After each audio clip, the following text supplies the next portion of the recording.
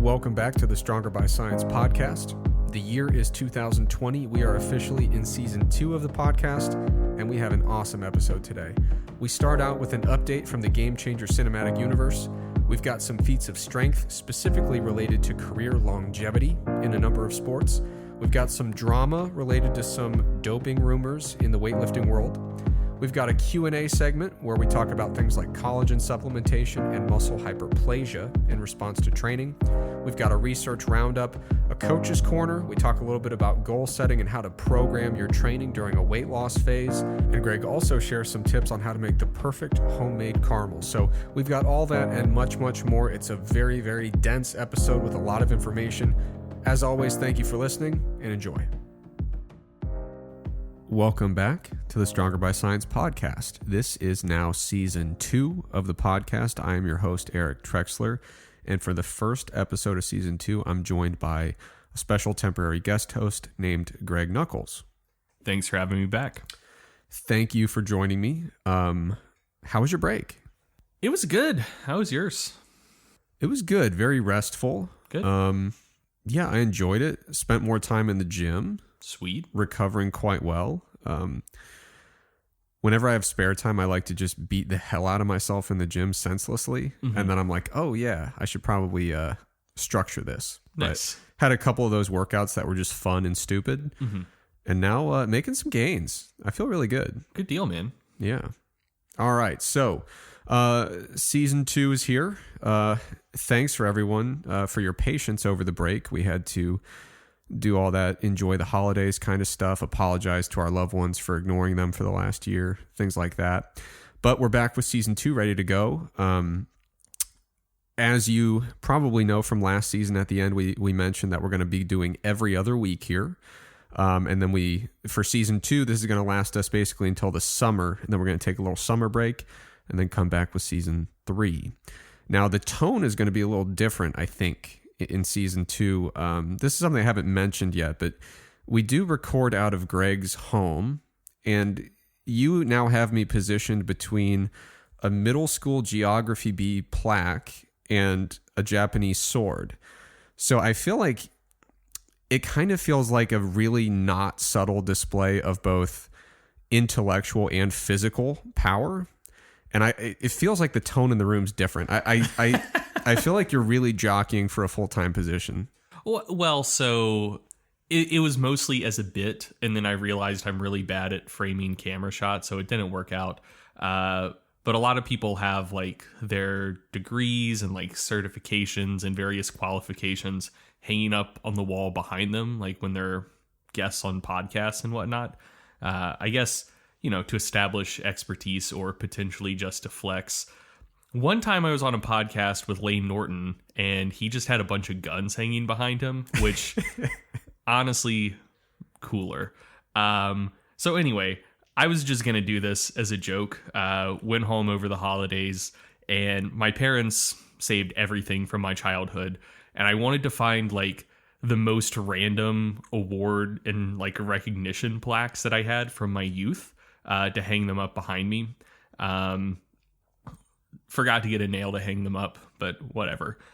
So the 2 I got were a 2003-2004 middle school geography B championship plaque and a basic computer literacy skills plaque. So just want people to know that I have those things going for me. And then, yeah, I won a katana in a powerlifting meet one time. I think that was Raw Unity 1. Anyway, it's pretty cool. So yeah, it's very clear displays of both intellectual and physical power to hopefully solidify your place on the podcast. So we'll see if that subconsciously gets you a permanent spot someday. I mean, it can't hurt. Can't hurt, that's for sure. One other change to the show that people need to be aware of is, like Eric said, we're moving to a once per 2 week schedule. We're going to take the summer off. When we come back, there may or may not be a big shift in the focus of this show.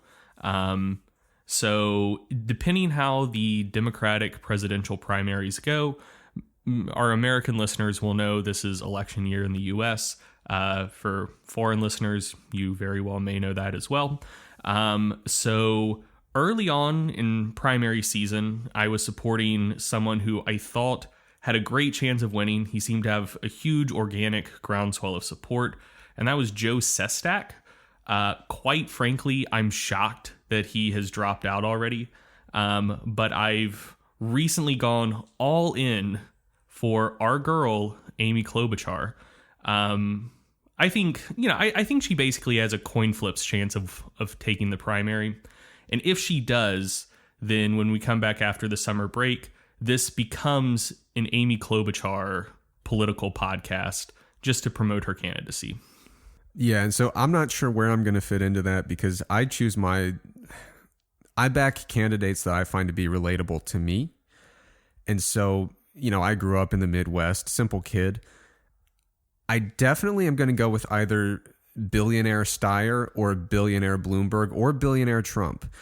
It has to be a billionaire that I feel like I can really relate to. Somebody that is like me in terms of their general outlook on things. So I've narrowed it down to the billionaires, but I don't know which one yet. So we'll see where I fall when that comes. Fair enough. Okay, little update. As listeners know, I have formally checked out of the Game Changers cinematic universe. I find it to be wholly disinteresting, but there is an update. There's many updates.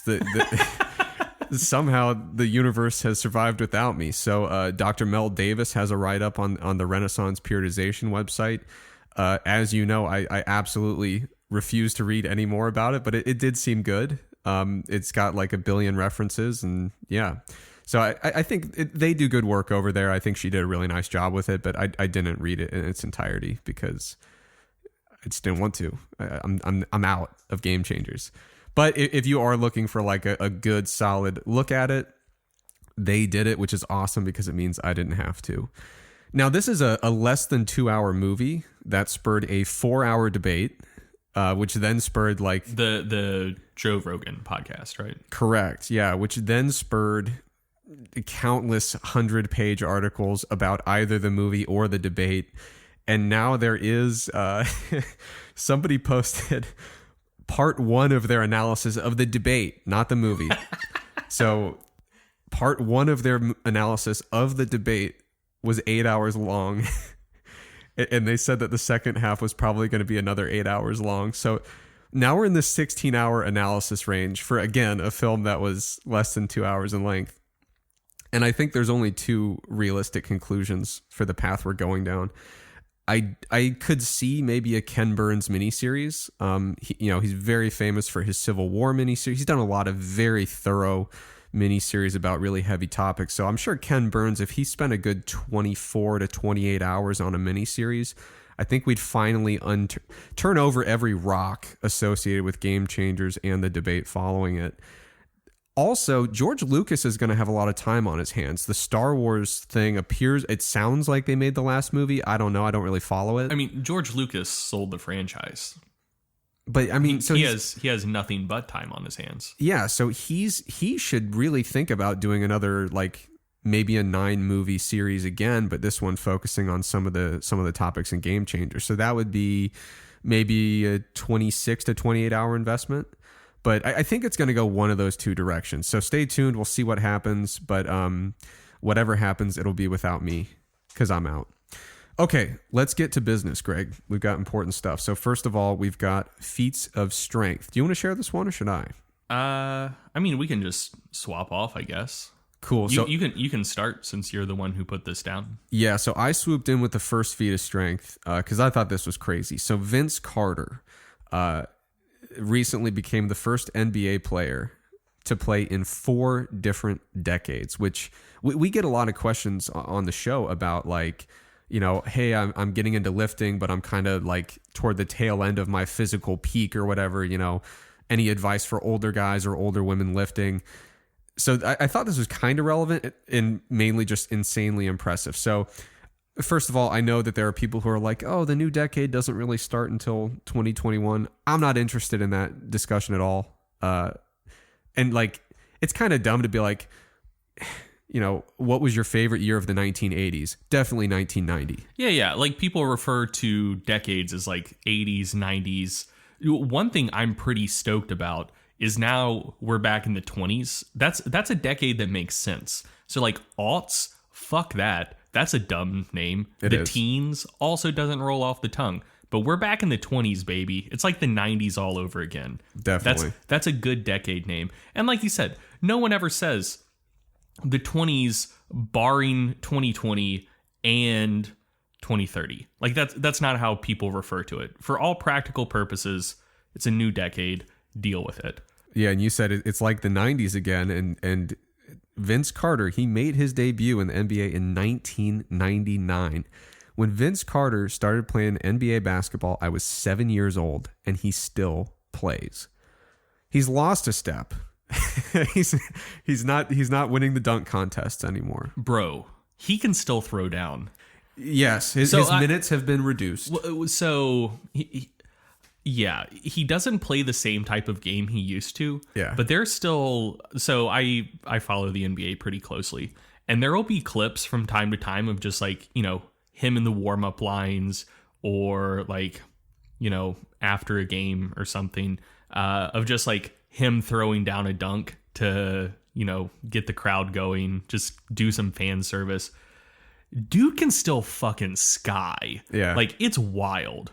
He does that to when all the 50-year-olds in the stands. It reminds them when they were 11 and started watching him play. Yeah, I mean, dude. A walk down memory lane. So, like, the thing is, he doesn't have as quick of a first step anymore, and I mean, just because of how old he is, he probably doesn't really feel safe trying to go for like a poster in traffic anymore. Yeah. But I guarantee you, if he gets a juicy fast break, he'll turn back the clock a little bit. Like dude's still an athletic freak. Yeah, it's awesome. It's like it's just phenomenal to have in the NBA. The NBA is a tough game. Oh yeah, it takes a toll on your body, which is why he's the only one doing this. I mean, it's really impressive. Now, this got us on a little tangent of looking at other people who have had really long careers in professional sports. So Tom Brady almost did this same 4-decade stretch, but like I mentioned, Vince Carter played his first game in 1999. Tom Brady started in 2000. So unless he's got another like 9 or 10 years in him, I don't think he's going to span the decades the same way. But I mean, he's started basically the same time playing pro football, quarterback, and really only had 1 year that was really impacted by injury. I mean, he got his knee rolled over and missed a season with the ACL tear. But he's had a remarkable career with longevity, probably because he doesn't eat tomatoes. We should talk about the Tom Brady diet on the podcast at some point. Someday. That was a joke, everybody. He follows some weird nutritional practices and stuff like that. Like, honestly, dude, he doesn't eat alliums. He doesn't eat, like, garlic and onions. If you could tell me, you're going to be arguably the greatest quarterback ever, not really interested in having that discussion, but he's easily in the discussion. I think everyone would say that. Yeah. You could be arguably the greatest quarterback ever, make like fucking $400 million over the course of your career, whatever, like he has. But the catch is you can never eat onions or garlic. I don't know that I would take that deal. Honestly. No, it's tough. It's one of those really good debates. Which door do you go through? I don't know. I'd probably take the Tom Brady route, but it's at least a good discussion. Now, there are some other people who have done. If we're ever really dry for content one week, we can have the debate. Hear out both sides. Yeah, teach the controversy. That would be an excellent $400 million or garlic.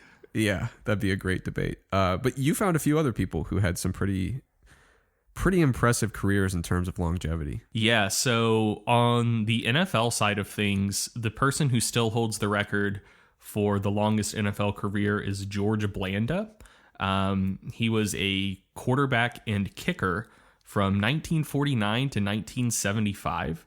I was honestly a little surprised by this. I thought the longest career was Morton Anderson, or one of the Andersons. Like back in the 80s and 90s, there were two really good Anderson kickers, and I think Morton was the one that played the longest. I really thought he had the longest career, but when looking into this, it was Blanda. And just think about like the time that spans. 1949, which is like barely post-war, pre-start of Korean War. I feel very American, like dating things based on their proximity to two different wars, but whatever. It is what it is. And then ending in 1975. Like, that's crazy. On the baseball side of things, longest career ever, 27 seasons for Nolan Ryan. Nolan Ryan, man, he was a different breed.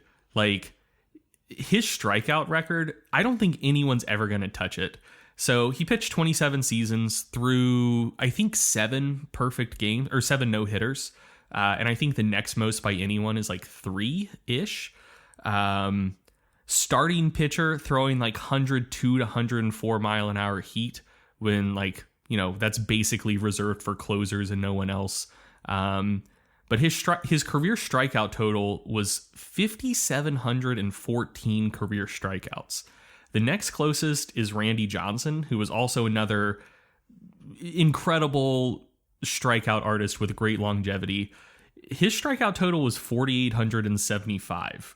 So there's like almost a 900 strikeout gap between the two of them.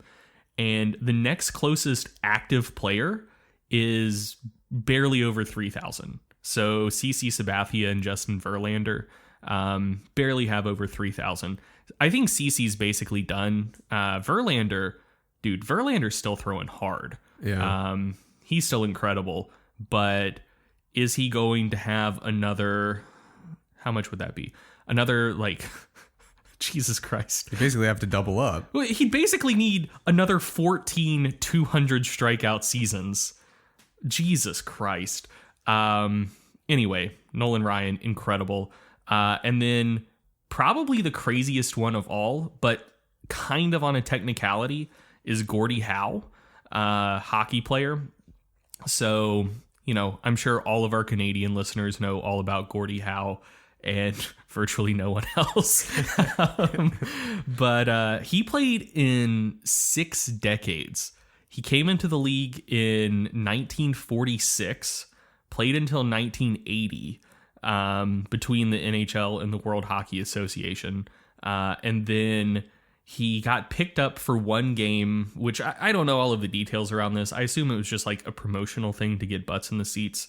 But he got picked up for one game for the Detroit Vipers in the International Hockey League, which is still a professional organization. Like, he was still, like, he signed a monetary contract for it in 1997.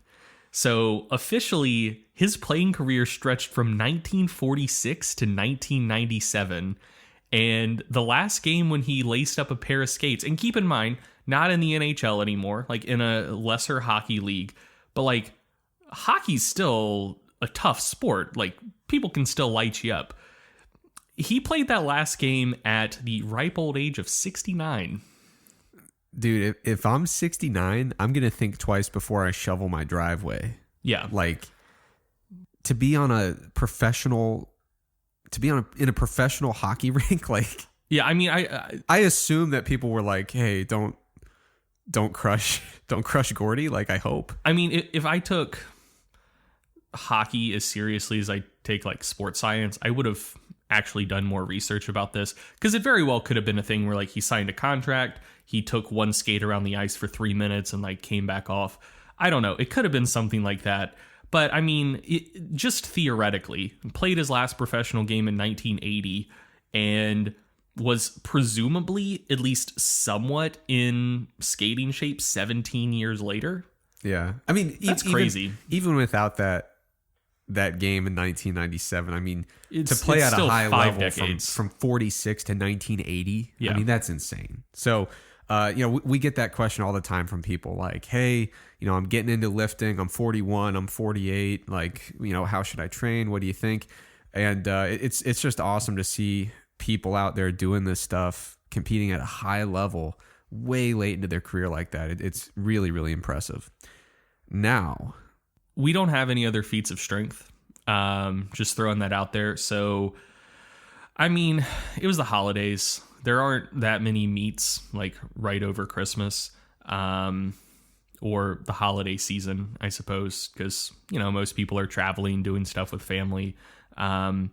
So yeah, I mean, I looked into it. There were some people who have gotten stronger, hit some PRs. Like I think John Hack recently hit a squat PR and a bench PR, which, you know, that's cool, but no like crazy world records or anything just wild recently. So that is why we led with various professional athletes with super long careers. Yeah, another thing is like we do have a great deal of influence in the various strength related pursuits. We did kind of send out an email in December. We said, hey, we're going to power down the podcast over the holidays. If you hit any PRs, we're not going to be discussing them. So you might want to just everybody chill for a while. So I think a lot of people, just out of respect for the show, just kind of tone things down a little bit. I would like to think that's how it went. All right. Now, this is not Feats of Strength related, but it's still quite fascinating. So why don't you dive? I don't even know how to intro to this. You just dive in. Yeah. So we'll just call this segment the drama segment. Even though I guess like all of the just mass game changers related media, that's kind of drama, I guess. Sure. But anyway, this relates to, I'm sure any weightlifting feat of strength that we've shared. I mean, this is relevant. Yeah, exactly. So there was a German documentary, which translates in English to Lord of the Lifters, that came out recently. So in the interest of full transparency, I speak a little bit of German, not much. Certainly not enough to watch an entire documentary and understand more than maybe 30% of it. So I'm going off of a summary posted on All Things Gym. We can leave that in the show notes for anyone else who wants to make sure that I'm representing their account of it correctly. And most importantly, for my interests, you are not making these claims. Correct. You are simply reporting on an article. Correct. Perfect. That's what my lawyers told us to say. But yeah, so what I have heard is that there is going to be an English translation of this documentary coming out soon. When that occurs, I will definitely watch it. But for the time being, I'm going off of the All Things Gym recap of it. So like I said, translated Lord of the Lifters. And so essentially it is alleging massive fraud and corruption by the International Weightlifting Federation. And interestingly, the IWF isn't flatly denying it. They're saying that basically they know about some of the stuff that was reported and they think some of it's incorrect. But there is like new stuff in the documentary that was recently brought to their attention. So before I get into what the documentary is actually saying, this was the IWF statement about it. So they said, amid a number of apparent falsehoods, unsubstantiated allegations, and disproven rumors dating back to as far as 2008, there does seem to be some fresh information included in the program which may be of use to the IWF's efforts to promote clean weightlifting and protect clean sport. The IWF will move very quickly to investigate the issues raised in the show as quickly as possible and has requested the transcripts and research material. The IWF takes these allegations very seriously and, where appropriate, will consider independent third-party assistance in investigating these matters. So what I'll say about that is if we assume that the stuff in the documentary is correct, I don't know that an IWF internal investigation will actually accomplish anything. But I do think it's telling that they're not just like completely repudiating it outright. So anyway, what is being alleged in this documentary is as follows. So they start by just generally discussing the drug problem in weightlifting. Weightlifting has a higher rate of positive drug tests than any other Olympic sport. That may or may not mean actually higher rates of drug use. I'm sure that it is among the highest rates of drug use for all Olympic sports. Like cycling may be higher, or at least probably was higher back in the heyday, but easier to test for anabolics than EPO, but that's another discussion. But at least in terms of rates of returning positive tests, weightlifting is worse than any other Olympic sport. One of the things they talk about here, which I was completely unaware of, is that from 2008 to 2017, half of all medalists in Olympic and world competitions in weightlifting weren't drug tested. I thought that there was just an automatic policy of if you're on the podium, you get tested.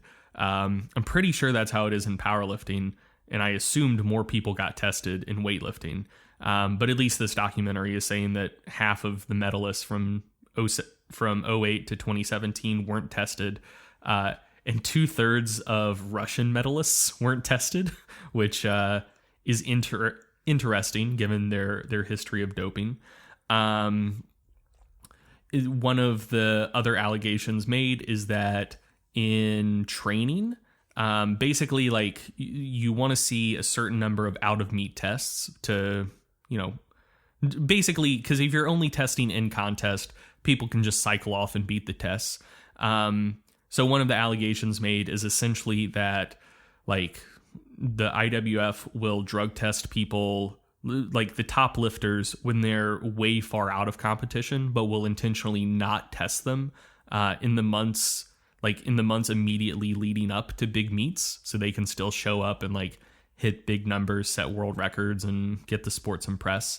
One of the other things they talk about is the organization that the IWF uses for its drug testing. So essentially, if there is a weightlifting meet held in the United States that is sanctioned by the American weightlifting body, it's going to use USADA for testing. For international meets, the IWF generally covers the testing instead of the host country, and they use an organization called HUNADO, HUNADO. And one of the allegations made in the documentary is that HUNADO is possibly / probably covering for lifters who are using gear. One of the data points they bring up is, like, if you were following weightlifting in 2015, worlds were held in the US, I believe Houston that year. And USADA, the United States anti-doping agency, was very insistent that they wanted to handle the testing for that meet since it was going to be on US soil. They basically said, this is our jurisdiction. We don't really trust you guys. We want to be the ones doing the drug testing. And 2015 Worlds had a higher rate of in-contest positive tests than any other, like, world or Olympic meet ever. I think, if memory serves, there were 24 positives out of that meet. Either 24 or 18. It was some reasonably large number, though, which was way more than other meets. So, like, 2008 Olympics, for example, a lot of people have got popped on retests, but they didn't get popped with, like, the immediate test that came back right after the Olympics. 2015 Worlds was a bloodbath. Like, the immediate results of in-contest drug tests, tons of people got popped, possibly because USADA was testing and not HUNADO. So they get into it a little bit more. They interview someone who they said, and I think probably is, the national team doctor for the Moldova weightlifting team. And that individual claimed that if HUNADO is testing your lifters leading up to a meet or in a meet, you can just pay the person who's collecting the samples $60 if it's a national meet, or $200 if it's an international meet, if you want the test to come back clean, which that is quite the allegation. Because the thing is, like, dude, if you're allowing corruption and you're allowing people to, like, buy clean tests, you would think that the pound of flesh would be bigger than $200. You would definitely think so, yeah. But anyway, that is the allegation made by the Moldova team doctor. One of the other things they discuss, going back to 2015 Worlds, is that Hunato was doing out-of-meet testing for a lot of the athletes leading up to Worlds and tested a bunch of them in like the month or so before competition. And for quite a few of those athletes, their in-competition sample, when theoretically they cycled off and would have the greatest chance of passing a drug test, USADA tested them, came back positive, and it very much looked like, you know, you were using stuff in the past like month or so, you almost got it out of your system, but we have sensitive tests and we can detect some of these metabolites. So like several weeks ago or a month ago, you would have had a lot more shit in your system and it would have been way easier to detect. Hunato did testing during that time period and said a lot of those people were clean when they necessarily must have had more stuff in their system. Unless, counter scandal, maybe USADA is throwing people under the bus who aren't actually using. That's a joke. I don't think they're actually doing that. It wouldn't surprise me if like the Russian Minister of Sport says that or something, though. And then, so another person they interviewed is a guy named Hans Geyer, who is a WADA accredited German drug tester, or works for a WADA accredited laboratory. And he just straight up said that they knew that some people were passing out of contest drug tests because Hunato was letting people basically submit fraudulent urine. Like, you know, you come in, the person who you're actually supposed to drug test is, so when I was talking about like the $60 or $200 to pass a drug test, the system in place apparently is basically they will collect the wrong person's urine if you're willing to pay a fee, because there is still that database. There needs to be those samples like on file. And so if they just, you know, straight up didn't collect a sample, that would be suspicious. Or if they collected the correct sample and said it's clean and then they retest it and it's dirty as hell, that would also be suspicious. So apparently the system in place is like you pay $200 and then like your buddy who doesn't use anything pees in the cup for you. And so Hans Geyer is saying like, yeah, we know for sure they're doing this because analyzing their biological passport and in some cases DNA, we know for sure that these samples that were being collected aren't actually from the athletes they're supposed to correspond to. So he's like corroborating that part of the story. Let's see. And then the documentary shifts to Thailand. They talk to a Thai female lifter who I think her story is she placed 4th at the Olympics one year, wasn't tested, and at least one of the people ahead of her got popped on retests, and so she officially has a bronze medal now. I think that was her backstory. But anyway, she was at least like a top 4, top 5 lifter in her weight class. She admits to basically doping her entire professional weightlifting career, I think from the time she was 18 onward.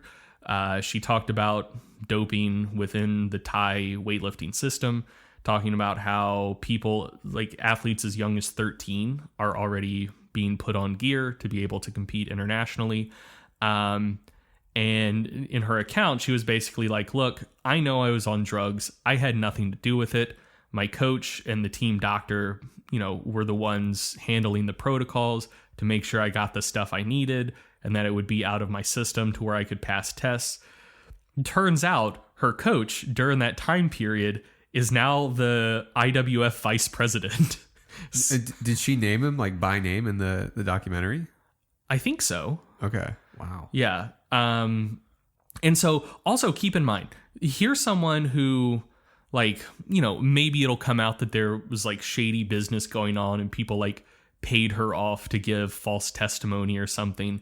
But this at least looks very credible on the surface, because this is an individual who competed her entire career, one of the best in the world, never failed a drug test, admitting that she used drugs the whole time, which how will that do anything except tarnish her legacy?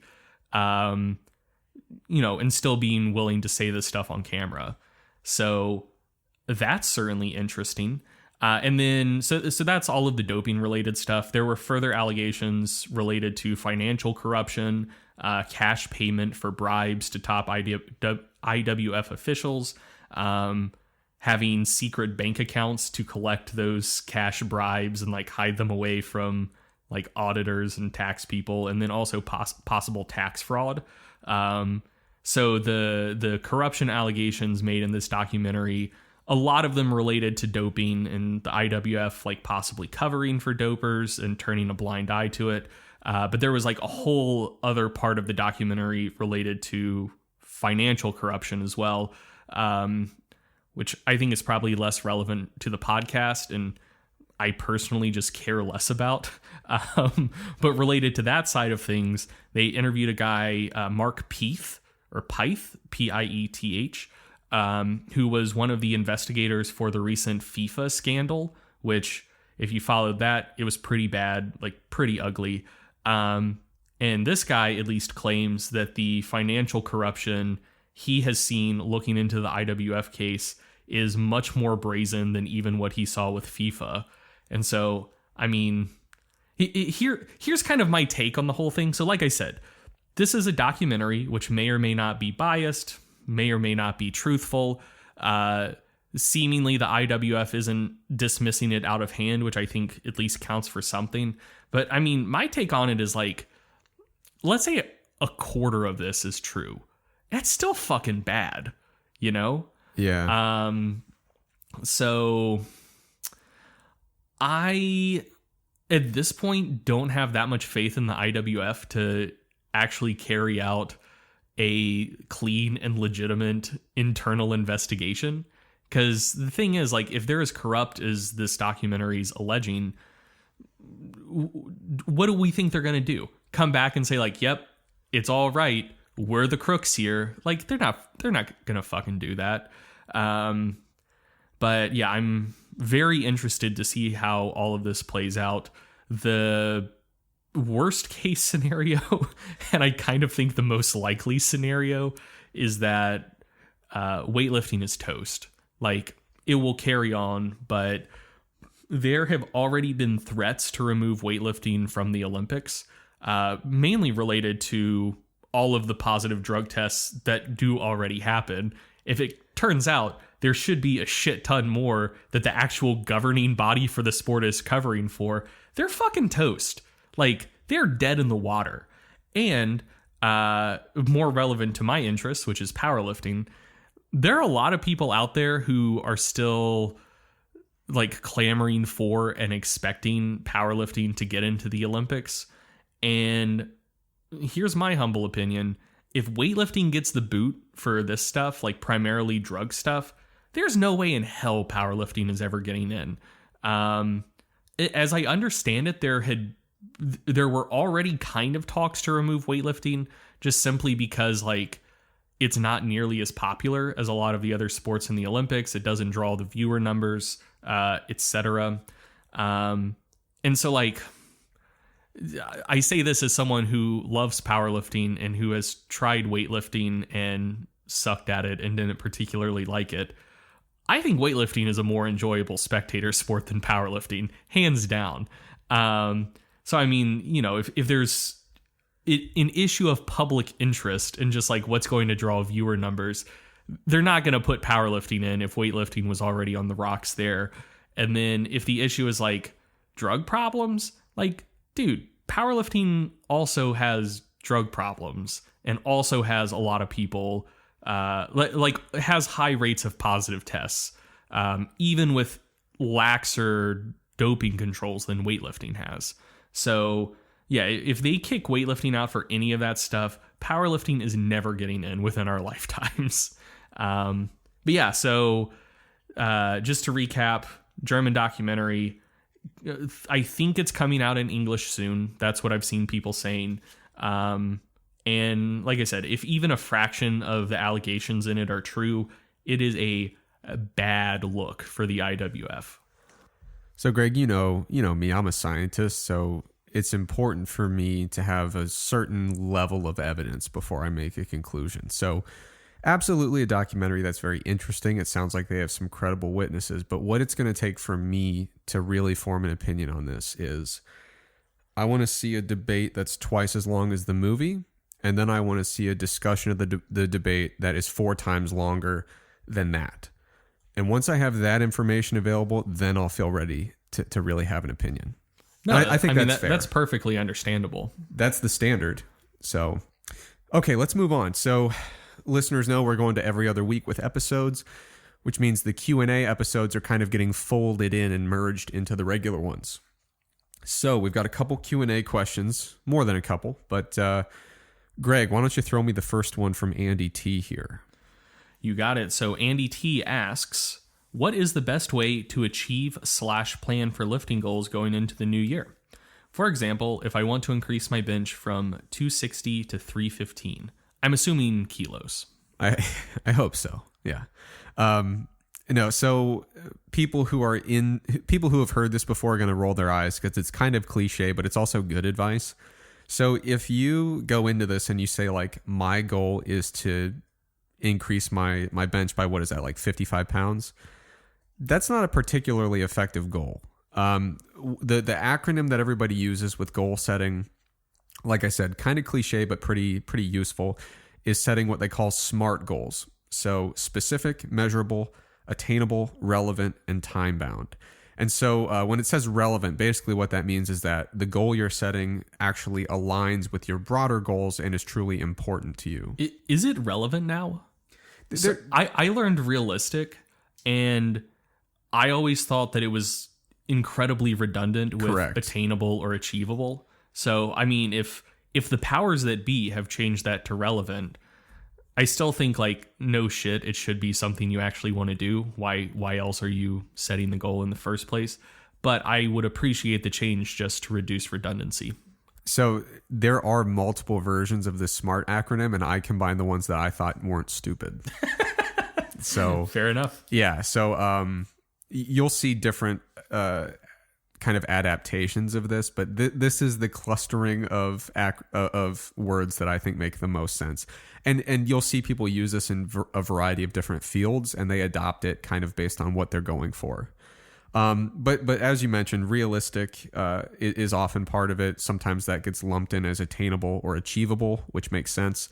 It's critical to be realistic with your expectations, which means being honest and proactive about your barriers to achieving that goal. And one way to go about doing that is to have smaller, kind of intermediate checkpoint goals. And that, in my opinion, is what makes relevant a really key factor here. So, like I said, if you just say that the entirety of your goal is, I want to increase my bench by 55 pounds. That's a good goal, but in terms of like what you're going for, like that'd be awesome, but that's not an effective goal in terms of the parameters that you've set. Sometimes it helps to have smaller intermediate goals that are relevant to your broader goal. So, and again, they have to be time bound. So maybe instead of saying, I want to increase my bench 55 pounds, you say, within the next 12 weeks, I want to increase it by 15 pounds or something like that. And you start setting these intermediate checkpoints. Now, in many cases, your SMART goal might not actually be your actual goal, but rather a plan to combat or work against your largest barrier. So maybe your goal deep down is, I want to increase my bench press 55 pounds, but maybe your barrier you keep running into is that you continue to skip workouts. So if your goal is to have like a really high bench, you're probably not skipping workouts, but just in general here, sometimes you look at the barrier that's your biggest challenge and you say, well, okay, I know that my goal is I want to lose 15 pounds, but the SMART goal I'm going to set is for the next 12 weeks, I'm going to get into the gym at least 3 days a week or something like that. So it's relevant to the true end goal, but it's more specific, it's more measurable. And for you right now, it is more attainable or achievable, right? It's something that you have a lot more autonomy and control over. Now, some people, when it comes to goal setting, they prefer really small changes that are more gradual in nature. Some people prefer really drastic overhauls. When it comes to that, it really comes down to knowing yourself. So if you set a really, really small goal that's so attainable that it doesn't even get you excited or interested, that might not be effective because you might be so apathetic about it. You're like, whatever. Some people prefer to say like, no, this is it. We are entering a really specific, enthusiastic phase here. And we've got this goal. But like I said, the most important thing, it's got to be specific enough that you can keep yourself accountable. It's got to be measurable so that you can be objective about it. It has to be attainable or achievable. It's got to line up with your broader goals, and you have to have a time limit on it. I really think those are the key aspects to setting a good goal where you can hold yourself accountable and really have objective assessments about whether or not you're on pace and whether or not you have really successfully completed it. I agree. Okay, we've got a question from Matt Ellison. The conventional wisdom seems to be that individual fiber hypertrophy plays a much larger role in muscle hypertrophy than hyperplasia. So basically, hypertrophy is what is really underlying muscle growth rather than hyperplasia. I think it's funny how totalizing that concept is, just from the wording of the question. Fiber hypertrophy plays a much larger role in muscle hypertrophy than hyperplasia. Right. Well, hypertrophy completely explains hypertrophy, like it's Correct. the identity property. So he's saying like a much larger role in total change in muscle size. Yeah. But yeah, I mean, the idea that hypertrophy is really the only thing going on has become so common that hypertrophy has become literally synonymous with change in muscle size, which Right. I find interesting just from a linguistic perspective. Yeah, it's true. And so the question continues. It seems like we don't have much control over hyperplasia. Is anyone looking into how we can boost hyperplasia or maybe our overall hypertrophy potential? So again, using hypertrophy, I think, as a proxy for muscle growth. Yeah. Yeah. So that's a good question. And the answer to the actual question being asked is very straightforward. Is anyone looking into how we can boost hyperplasia? No. They aren't. I am not aware of a single active line of research interested in that. But what I will say is, this question basically seems to be assuming possibly that hyperplasia doesn't occur, or that if it does occur, it's kind of trivial, and that hypertrophy or change in fiber size plays a much larger role. And so I just kind of want to rant about hyperplasia a little bit, because that's the common line, basically, that muscle growth occurs due to fiber hypertrophy and maybe some expansion of like connective tissues and other stuff. But basically, fiber hypertrophy is by far the main driving factor. And I learned in undergrad ex-phys, and I think you said you did as well, that hyperplasia doesn't occur in humans, that muscles get bigger because fibers get bigger, and that's that. You don't get more fibers. And honestly, I just don't buy that. That's what I learned. That's what I believed. And then when I started looking into the research a bit more, I started getting more skeptical of that. And I think what kind of cemented it for me is Jose Antonio wrote a really good article about hyperplasia for the ISSN blog a while ago, maybe like 4 or 5 years ago, which laid out a lot of the evidence, which I personally think is pretty convincing. So, you know, for starters, people do claim that hyperplasia doesn't occur in humans because it has never been directly observed in humans. I want to be upfront about that. But, and this is a big but, the reason it hasn't been directly observed in humans is you can't do the experiments in humans you would need to do in order to observe hyperplasia.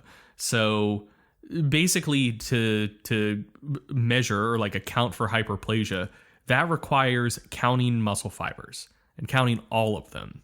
So in like a mouse study, say, that measures hyperplasia, to actually count how many muscle fibers there are, you have to kill them. You have to kill the mouse. And then, like, if you're looking at, say, the hamstrings or whatever, you would cut its entire hamstring muscle off. And then, like, I think you transect it at the midway point and then just basically get under a microscope and start counting.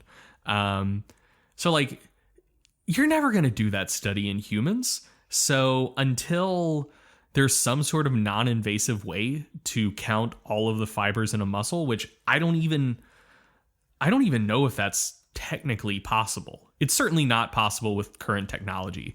But until there's a way to do that, it will never be observed in humans because we can't apply the correct experimental techniques to be able to observe it. But what I will say is that essentially researchers have been able to observe hyperplasia in every context that they've tried to. So the most famous hyperplasia studies were the bird stretch studies, where they'd essentially put weights on birds' wings, which would like place a stretch on the muscles that like keep the wings like retracted and pulled up. And using models like that, they found just absolutely ridiculous both hypertrophy and hyperplasia. So like total change in muscle size of like something close to 200% in a matter of weeks. And, that was like individual fibers getting twice as big and like 60% more total muscle fibers. So like those studies are wild. But they've also used like much more reasonable interventions in mice and in cats, where like basically it's just this sort of resistance training that humans would do. So they can like hook a mouse up to an apparatus that like makes them squat, and if they don't squat, they like shock their feet, and that like induces them to squat and stand back up. And so with like, reasonable training frequencies and loads, they were able to induce hyperplasia in mice with training that looks very similar to like human resistance training. Similar story with cats.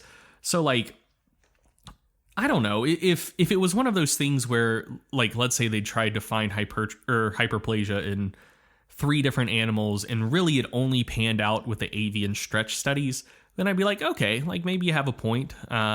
Maybe with like normal type exercise and in non-avian species, maybe we're not seeing hyperplasia.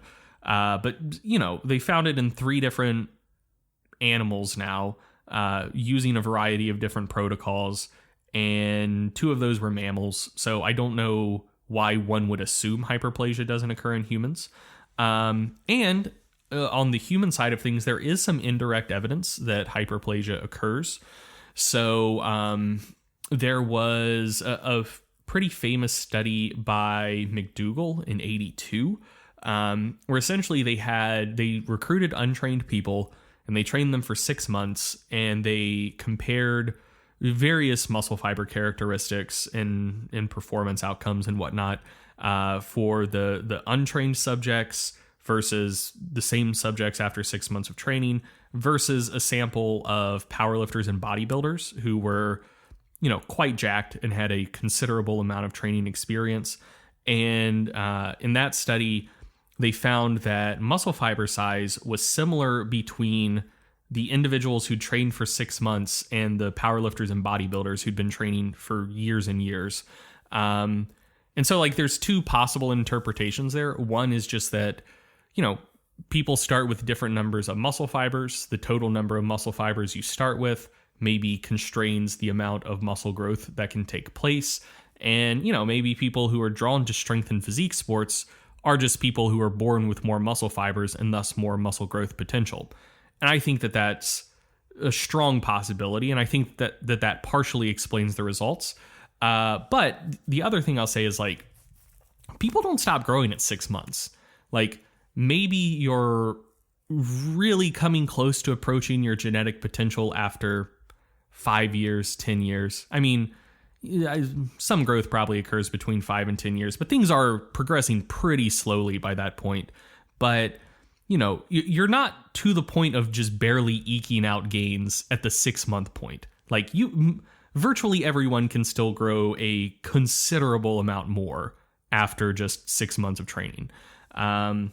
So I find it unlikely that the previously untrained subjects in the McDougall study, now have fibers as big as the strength athletes and bodybuilders, and thus are super elite and will have a hard time growing more.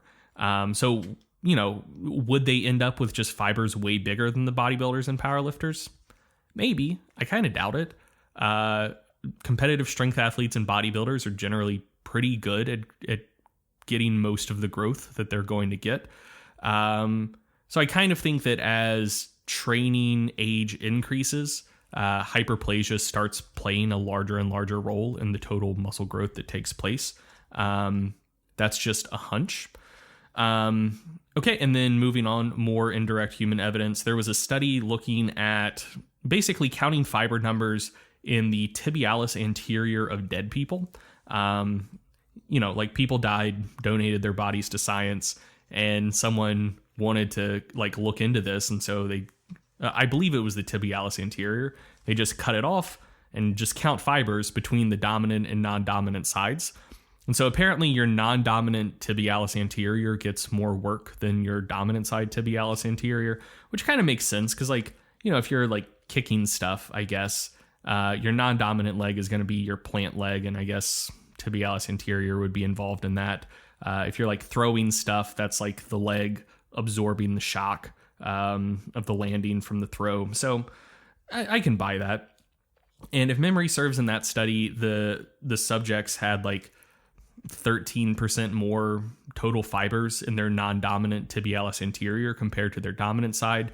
And, possible explanations. One, maybe it was just sampling bias. That's always possible. Two, maybe just as like the body is culling muscle fibers, there's some way that the brain senses what dominant and non-dominant side is going to be and culls more muscle fibers on the non-dominant or on the dominant side. And so you're just born with more muscle fibers on your non-dominant tibialis anterior. That seems like a stretch to me, but that's a possible interpretation. Or what I think the most likely interpretation is just that just from activities of daily living and using your non-dominant tibialis anterior more, some hyperplasia occurs and you wind up with more fibers. So yeah, that's not causal evidence, but it's more indirect evidence suggesting that hyperplasia very well may occur in humans. So like I said, I'm of the camp that certainly during the early stages of muscular development, fiber hypertrophy plays, the definitely dominant role explaining changes in muscle size. But I do kind of think that as your training career progresses, one, I'm quite convinced that hyperplasia occurs. And then two, for say someone who has 5 years of training experience and they're still growing slowly but surely, there's a part of me that kind of thinks that hyperplasia plays a pretty meaningful role in continued muscle growth. One of the concepts I've talked about on the podcast before is that like surface area to volume relationships are a big factor in all across biology. That's a main constraint in cellular metabolism and a bunch of different shit. And so like, I think that is probably at least puts a soft cap on fiber growth. Just as fibers get larger and larger, diffusion distances for oxygen and waste clearance get larger and larger. And I think that kind of constrains how big individual fibers can get.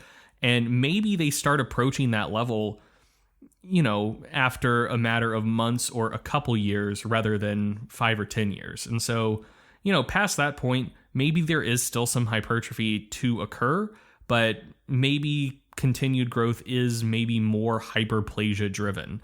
Not saying it accounts for 80% of new growth, but I think it's at least like a non-negligible contributor. Maybe it's 10%, maybe it's 30%, maybe it's 80%. I don't fucking know, but I think that it probably, I personally think it likely plays a non-negligible role in ongoing total muscle growth. So yeah, and like I said, to answer your question initially, no one is looking into how to boost hyperplasia because it's kind of like, I think my view is the heretical one. I think most people still kind of think it doesn't occur. So why spend time and research dollars trying to develop a line of research investigating something that a lot of your field thinks is a myth? That wouldn't be a way to win awards and get promoted. So it definitely would not. So yeah, no one's looking into it. But I personally think that it occurs and probably to a relevant degree in trained lifters. All right. So this next question, it looks like it's from a really dedicated listener here. Yeah. So question from Reps for Jesus, which very cool for your parents to name you that. Hell yeah. So Reps for Jesus asks, does collagen or glycine supplementation provide any benefit to connective tissue, muscle, or skin beyond simply increasing protein quantity? Yeah, it's a good question. I wrote about this in Mass a couple months back, and I got to be honest, when I first started looking into it, I kind of was skeptical about collagen supplements for no specific reason. It was just one of those things I heard about it, and I was like, I doubt it. But looking into it, sometimes that's kind of like my starting position. Oh yeah, with for a lot sure. of things. Yeah. But looking into it, there actually is some pretty nice evidence. So starting out at the beginning here, collagen is a very abundant protein in the body, the most abundant protein, and obviously it plays really important roles in bone, tendon, cartilage, and muscle tissue. Now, when we do any kind of mechanical loading, running, jumping, lifting, it stimulates collagen turnover in these tissues. And so we need to increase our collagen synthesis to basically maintain the strength and integrity of these tissues. So most studies, when it comes to looking at collagen supplements, we're looking at usually bone and tendon turnover as the key things, and then some downstream effects on the structure or function of joints. So the idea with collagen supplementation or gelatin supplementation, which is very similar, is that they provide the raw materials needed to support this increased collagen synthesis. Obviously, collagen's made of a specific sequence of amino acids, and if you take a collagen or a gelatin supplement, you are providing those raw materials in ample quantities. The reason that the question includes glycine is because there is reason to think that glycine is kind of one of the key limiting amino acids in that. It's kind of like the leucine of tendons. That's a very specific metaphor. I wouldn't go that far, but it does tend to be the one that you'd be less likely to get from other sources in the diet that could be rate limiting. Okay. Yeah. It's not like it doesn't have like a specific initiation. Yeah, it doesn't kick off analog of the mTOR pathway. Correct. Or something like that. Yeah. So, looking through some of the research on it, there was a study by Shaw and colleagues in 2017.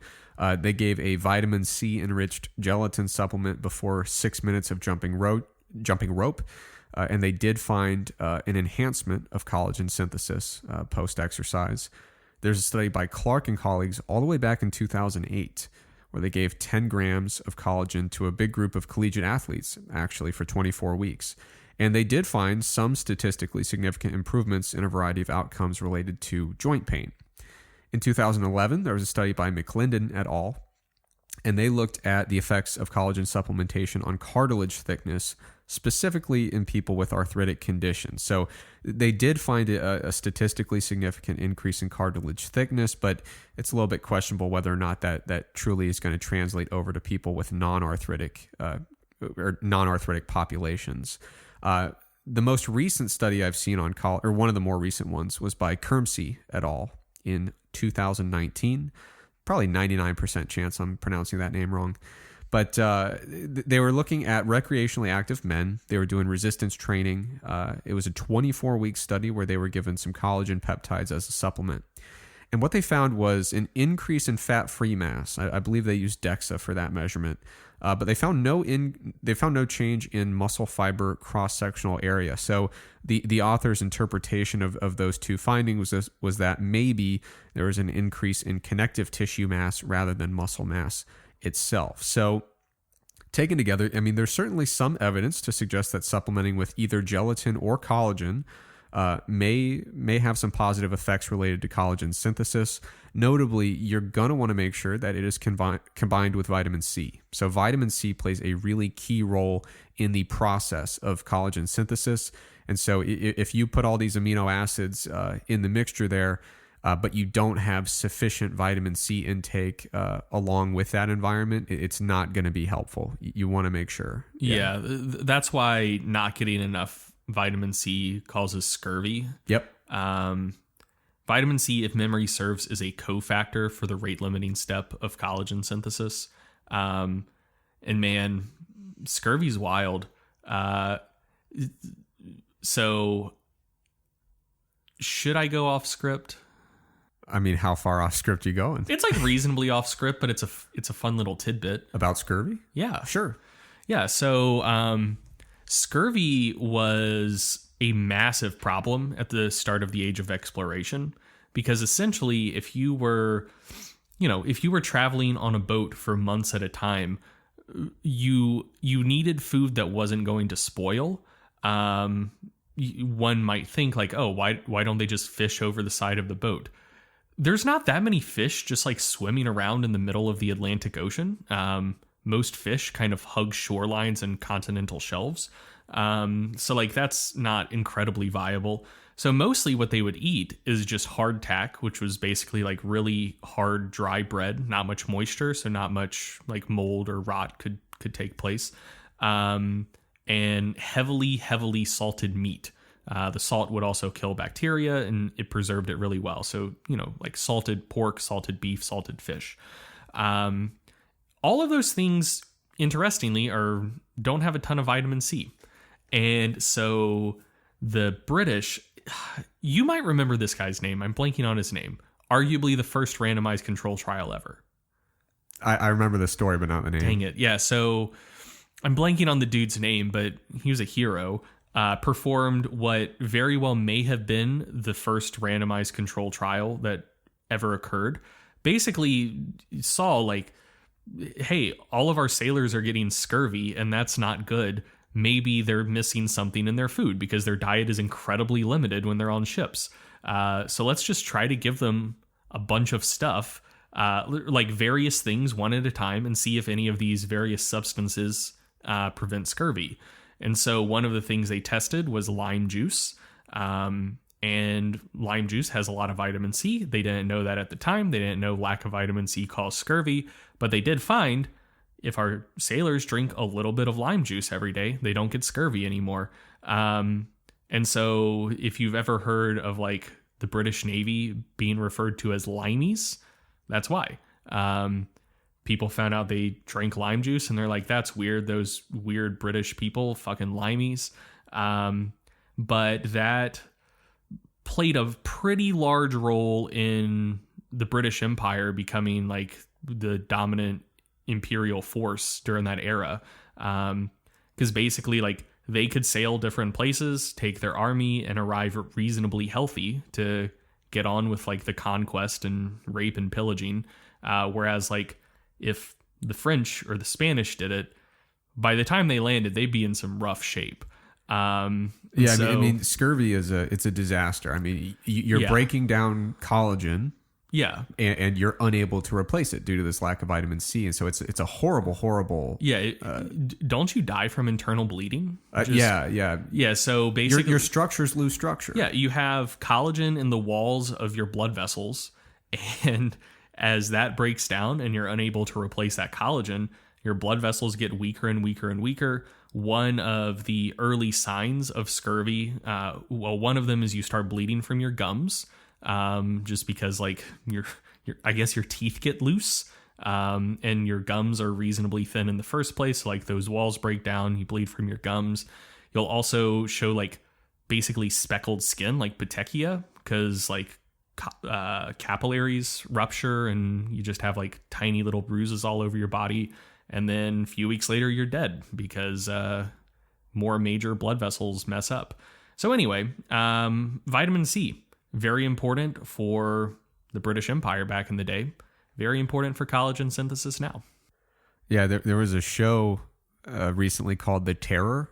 The first season of it, they were on a naval expedition, and this was a key thing, was scurvy played a big role in the show. And they were always like, how much lime juice do we have left? And like, is it still good? And stuff like that. It was a really fascinating show. It was totally like fictitious, historical fiction, but in any case, this played a big role.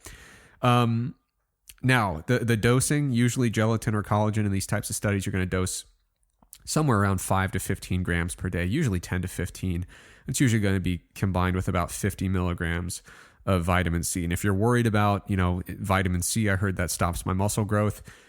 We've got an article coming out soon about that, but rest assured 50 milligrams is nowhere near a dose to be worried about that. We also discussed it, I think, on the last podcast before our break, right? To some extent, yeah. I can't remember how far into detail we went. Okay, so I am a little bit curious with these studies. So if you have a diet that's already high in vitamin C and you're getting high protein intake from diverse protein sources, particularly those with glycine, which actually can be kind of hard to find depending on your protein sources, I'd be curious to see exactly how much of these potential benefits basically just wash away in the absence of that type of diet. But in any case, it does seem to be a nice strategy to kind of hedge your bets and make sure you've got enough of those materials around for collagen synthesis. The one thing to keep in mind, high doses of hydroxyproline, which will be in those collagen and gelatin supplements, it's something you'd want to keep an eye out for the potential formation of kidney stones. These trials have been pretty long and haven't had haven't reported panicked like a third of our sample got kidney stones or anything like that. But theoretically, it's something that you would want to keep an eye out for. Now, the question also asked a little bit about skin. I'm going to share my bias here. I just don't care that much about skin. So this is not an area I've looked into a lot. I'll probably change my tune as I get older and then skin changes start becoming more relevant to me. But in any case, I totally understand why someone else would have an interest in it. But for me, I'm young and indestructible and I'm going to live forever. So what do I care about skin aging? Hell yeah. Okay, so there's actually several reviews out there in the literature. Not the type of literature I'm usually in. It's a lot of like cosmetically oriented journals, not like sports science ones. But there's a recent one by Choi et al. In 2019. And I mean, to sum it all up, the research that's available for collagen supplements and skin, it's pretty good. There's emerging evidence suggesting like the stuff we have already would suggest that it's pretty good for wound healing and skin aging. There have been a number of studies looking at oral collagen supplements, which have favorable effects on skin elasticity, hydration, and dermal collagen density. So the collagen research when it comes to skin-related outcomes does seem to be pretty favorable. So overall, it does look like there's some good stuff out there for skin applications in addition to bone and connective tissues. The bone and connective tissue stuff is a little bit more preliminary. It looks like the body of skin-related literature is larger based on what I saw in that review. The big caveat is don't expect much in terms of effects on muscle when it comes to collagen and gelatin supplementation. There's a paper by Stu Phillips in 2017 that had a bunch of protein quality scores, and collagen was 0, which is not a high score. So it doesn't have an amino acid mixture that's going to be particularly favorable at all for general muscle growth. But as a very specific supplement oriented toward those connective tissues and potentially skin as well, there is some favorable research out there. Okay, any comments on your skin routine, Greg? No, not really. Yeah, you want to keep that one close to the chest, you know? Yeah, keep your friends close. Keep your skincare routine closer. Exactly. Okay. This next question is for Greg. It's from Salkim Nifdrib. That's how I'm going to pronounce it. Sure. Even higher percentage likelihood that I mispronounced that one. It's not a Stronger by Science podcast episode without at least one or two butchered names. No, new year, very same us for sure. Okay, so the question is, what do you think about Brian Miner's theory on progress, being able to lift more being a result of hypertrophy rather than hypertrophy being a result of lifting heavier? So that's a good question. Like Brian Miner, he's a good guy. I do too. Not to be mistaken with Fort Minor. I think that's a common point of confusion, but both very, very cool. So Brian wrote an article back in, I believe, January 2018 called "Is Load Progression Necessary for Hypertrophy?" on the website MyoJournal.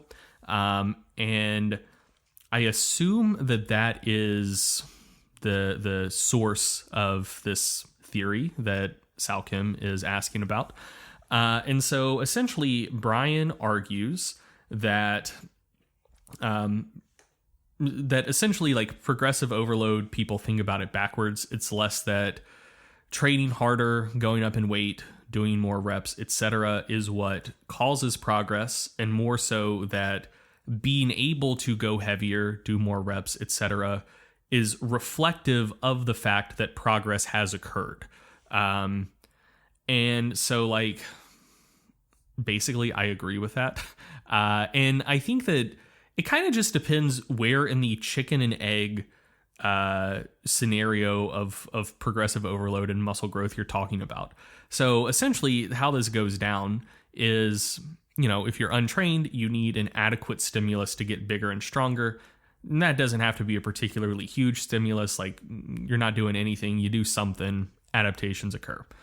So then you get bigger and stronger, and then you need a larger absolute stimulus in order to maintain a sufficient relative stimulus to get bigger and stronger yet.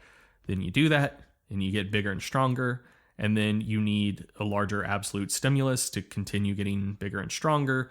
If you're keeping effort pretty similar the whole time, as you are getting bigger and stronger, loads drift up. And so you can, if you could come away with the idea of, going up in weight and volume helps you get bigger and stronger. Or you can come away with the idea of you get bigger and stronger and that helps you go up in volume and weight. Both of those things are kind of true, depending what part of that cycle you're looking at.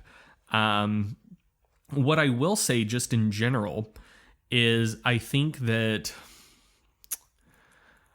people have a lot of incorrect ideas about progressive overload, or at least, at minimum, a lot of people have a lot of different ideas about progressive overload, to the point that I don't even know that I like the term anymore, because I think that it causes more confusion than it helps actually clarify the concept you're talking about.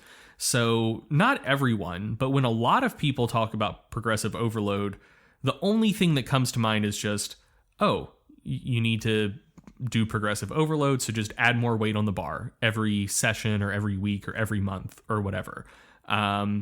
It could also include, like, doing more reps, adding sets or whatever, making training more challenging. But like the original definition of progressive overload is basically that very simplistic version of, just every session as you're able, add more weight to the bar.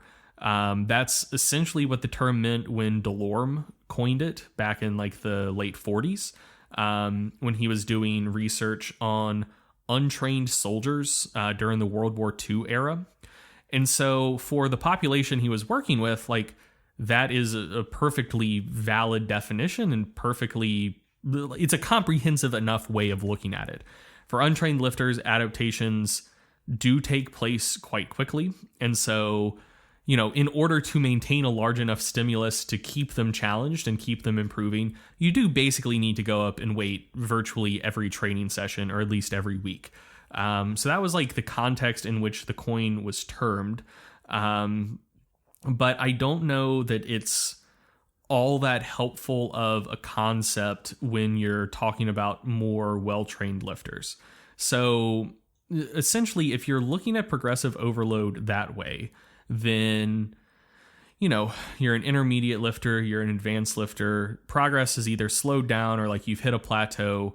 And if you take the view of progressive overload, meaning just going up in weight or volume, like, causes continued adaptation, and that's the thing driving everything, you could very easily work yourself kind of into a hole where, like, maybe your training has gotten pretty challenging, you're having issues recovering from it, and then if you're like, well, the way I get things moving again is progressive overload, and progressive overload means adding more weight or doing more volume, that could very easily tip yourself over into overreaching or overtraining, if that's like the concept you're working with.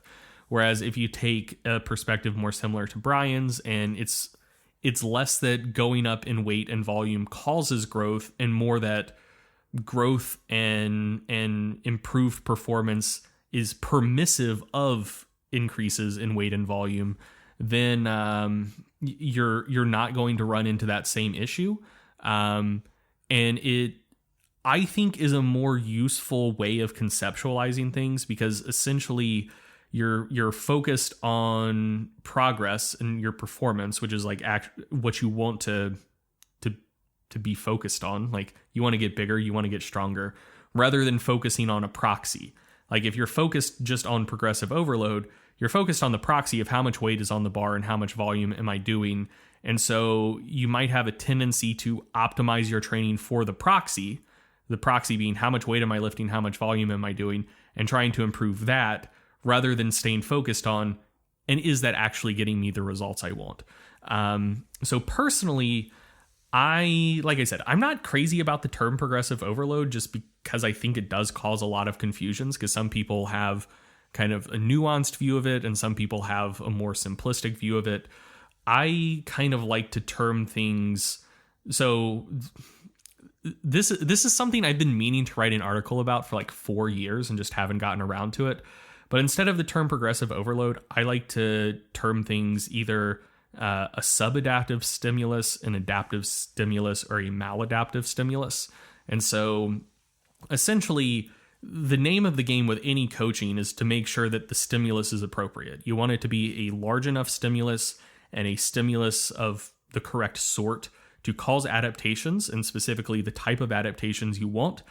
You don't want the stimulus to be too small to cause adaptations, and you don't want the stimulus to be so large that people can't beneficially adapt to it.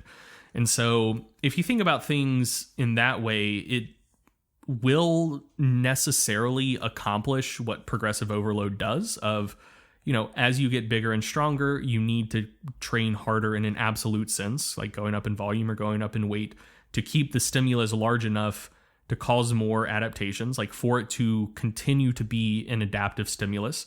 If you didn't do progressive overload, as your capacity improved, eventually what is now an adaptive stimulus would become a subadaptive stimulus. But it keeps you from just focusing on going up in load and going up in volume for its own sake and potentially risking your training becoming large enough to be a maladaptive stimulus. And so like that's personally how I look at it. And I think that made sense, and it will make more sense when I have time to actually like sit down and write an article about it and like really flesh this out.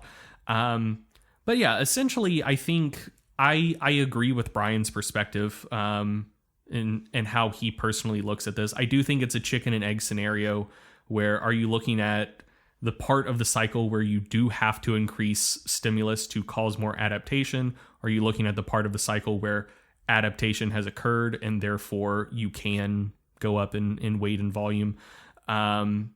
And I think that focusing on the latter part of that cycle is generally a more productive way to go about it and avoid some of the pitfalls of just, maximizing load and volume for their own sake and focusing on proxies instead of outcomes. And one thing I'll note, and I need to be careful of how I word this because I'm afraid it'll come across as salty, and I don't anticipate it to come across as salty. I'm more so like trying to back up this concept. So the question asks, like, what do I think about Brian Miner's theory? And so that makes it sound like this is an idea that one person has, and maybe since there is a person espousing it, it's kind of a fringe minority view. So with that pretext, like, he wrote this article in 2018. I'm sure he had that idea floating around in his head before that. I posted about this on Facebook and Reddit back in like 2016. Like literally this exact same concept. I had the idea from like reading some of Mike Teixeira's stuff because it seems to be a pretty clear implication of using like auto-regulation and RPE to progress load. Essentially, as you get stronger and as your physical capacities improve, if you keep RPEs the same, load just kind of naturally progresses. Like, it's the same concept. Mike T chimed in on Facebook and said, like, yeah, this is how I look at it too. And like, I'm sure that we aren't the only three people who have had this concept. So if you go back and read like really, really old school accounts of the training process, like, people like Arthur Saxon and Doug Hepburn, this way of looking at it is kind of inherent to how they approach training as well. I kind of think this is how most good coaches look at it. essentially you're taught a very simplistic and stripped down and maybe not all that helpful version of progressive overload in like an undergrad exercise physiology class. And then as you coach more and get more experience, you do develop a more nuanced idea of it. And I think it kind of converges upon the ideas that Brian put forth in that article. I've talked to Eric Helms about this as well. I think he views progressive overload pretty much the same as well. So anyway, I'm not trying to say that Brian like stole my thunder or anything like that, because I know with 1,000,000% certainty that I wasn't the person that came up with the idea either. I just want to make it clear that it's not like, you know, Brian is a lone prophet in the wilderness and is the only person who has this concept. It's not like a minority thing that's kind of like fringe and you should thus be super skeptical of. I think it's a very reasonable way of conceptualizing progress that most coaches kind of converge on over time anyways. So yeah, I'm a supporter of it. And I think it's a good way to think about progress, more so than just like the super simplistic version of progressive overload that maybe you learned in undergrad. Very good. All right. That's a nice Q&A segment. We're going to move on now to a Research Roundup segment. And, you know, we committed to making sure that this show wasn't going to be 5 hours long. So I'm going to try to be very concise and brief with the Research Roundup here. 2 studies I found recently that I thought were pretty interesting. They're not necessarily related, but I just thought they were cool. The first one is called The Effects of Acute Caffeine, Theanine, and Tyrosine Supplementation on Mental and Physical Performance in Athletes. Now, last year I published an article on the website, strongerbyscience.com, about caffeine. And in that caffeine article, I mentioned that caffeine probably pairs pretty well with theanine and tyrosine, but there's not a lot of research looking directly at that specific combination. Certainly, I didn't come up with that. It's something others have written about before, but unfortunately, there's not a lot of research specifically looking at all 3 of them together. So when I saw this title of this article, I was stoked. I was really, really excited.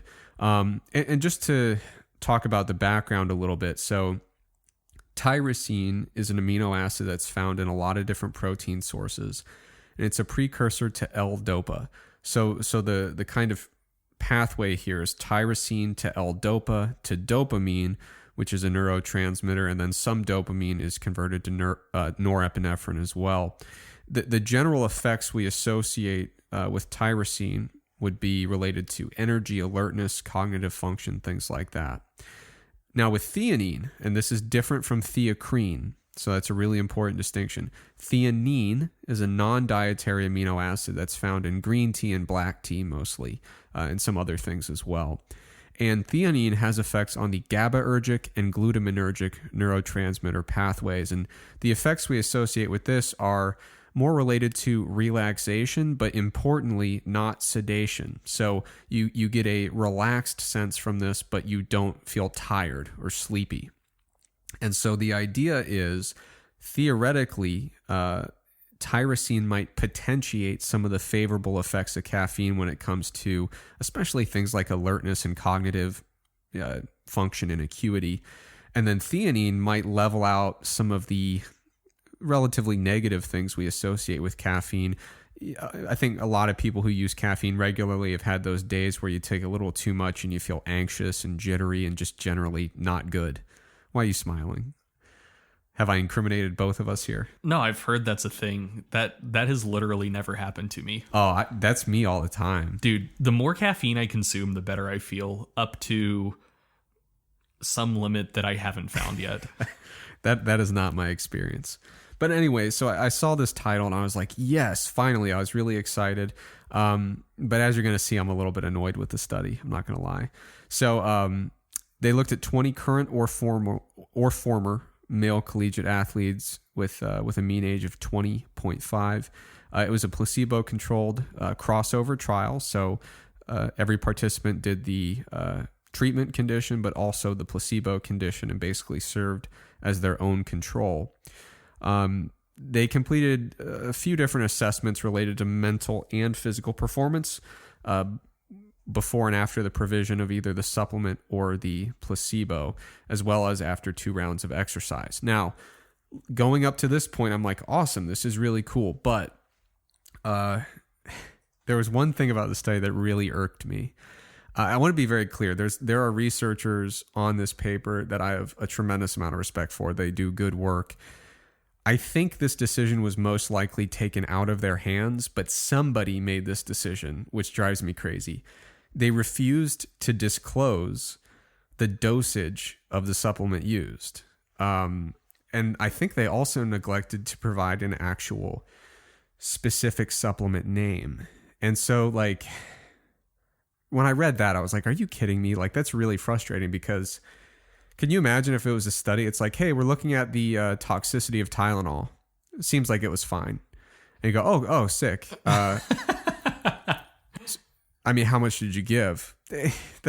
We're not really willing to share that, unfortunately. Yeah, it was a proprietary amount of Tylenol. Yeah, like that's just, how could you even pretend that's helpful to anybody? Yeah. You know what I mean? Like, dosage matters with this stuff. And so I was reading the paper and I was kind of annoyed because, again, I don't think the researchers willingly made that decision, but somebody did, which is frustrating. However, this is one of the beauties of pre-registration.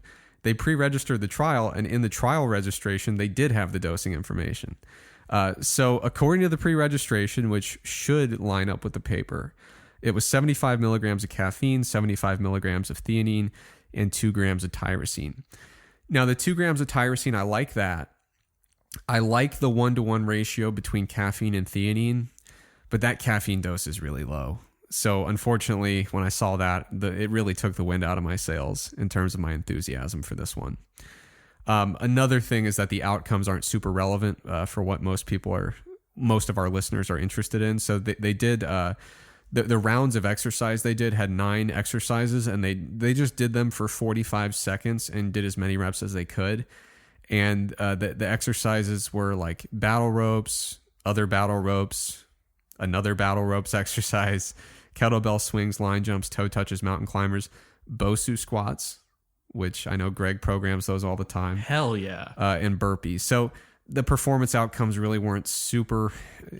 Again, it was one of those things where I saw the title and had such high hopes about it. And like I said, I respect a lot of the researchers on this paper, so I'm not like trying to bash them, but this one just wasn't the paper for me. You know, I don't like the dosing and I don't like the exercises, but in any case, what they found was improved movement accuracy with a particular like reaction test or like task that they were doing. They didn't find improvements in physical performance or the subjective assessments they did looking at energy, focus, concentration, alertness, fatigue, and motivation. But again, with that dosing, I really wouldn't expect a whole lot specifically from the caffeine. So, you know, for me, the perfect design for this is using some traditional resistance training type tests, and you have an ergogenic dose of caffeine with theanine and tyrosine, sensibly dosed, versus a caffeine-only condition. That would be fantastic. I expect the effect would be very small, but I still, I mean, every day with my first caffeine dose of the day, of which there are many, I do have theanine and tyrosine. It's a small effect. It's mostly related to cognitive sharpness and just general alertness and wakefulness. But in any case, I saw the title. I was like, hell yeah. And then I read it and I was like, this wasn't what I hoped. So this is just my like N=1 experience. So take it or leave it. Very well may not be normative. And, you know, I could just be placeboing myself. But my experience with not so much theanine, but tyrosine specifically, is that if I am well rested and I'm generally sleeping good, and I combine caffeine and tyrosine versus just caffeine, I can't tell a lick of difference. But if I'm pretty worn down and sleep deprived, and I just use caffeine or use caffeine and tyrosine together, I do notice a considerable difference where adding the tyrosine into the mix does help me feel quite a bit better. maybe that's just because like with sleep deprivation, dopamine levels go down. Maybe that's due to neural shit, or maybe it's just due to lack of raw materials to continue making dopamine, because you don't really have that much dopamine when you're asleep. So maybe that helps like replenish the raw materials pool.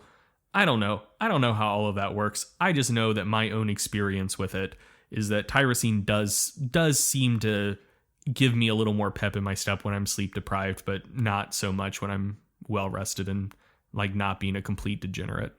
Yeah. I don't have as close of a personal relationship with sleep deprivation as you do, so I can't confirm or deny that. But I like the theanine with caffeine, because like I said, I am a little bit prone to some of the jitteriness and the increased anxiousness.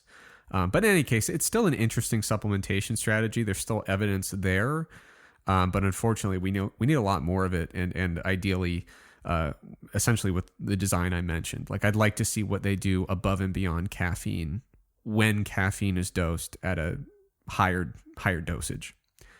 Okay, the next study I saw, I'm going to be very brief about this one. This is a long title. It was called "High Compared with Moderate Protein Intake Reduces Adaptive Thermogenesis and Induces a Negative Energy Balance During Long-Term Weight Loss Maintenance in Participants with Prediabetes in the Postobese State," a preview study. And so what they were looking at here, they had 38 participants. They did a weight loss diet, and this was looking at them 34 months after the weight loss.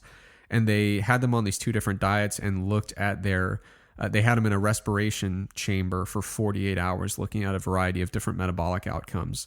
The two diets, one was high protein, one was moderate protein. So the high protein diet was 25% protein by calories, or 25% of calories from protein, and then 30% from fat, and the rest from carbohydrate. The moderate protein group was 15% protein, 30% fat, and again, the rest from carbohydrate.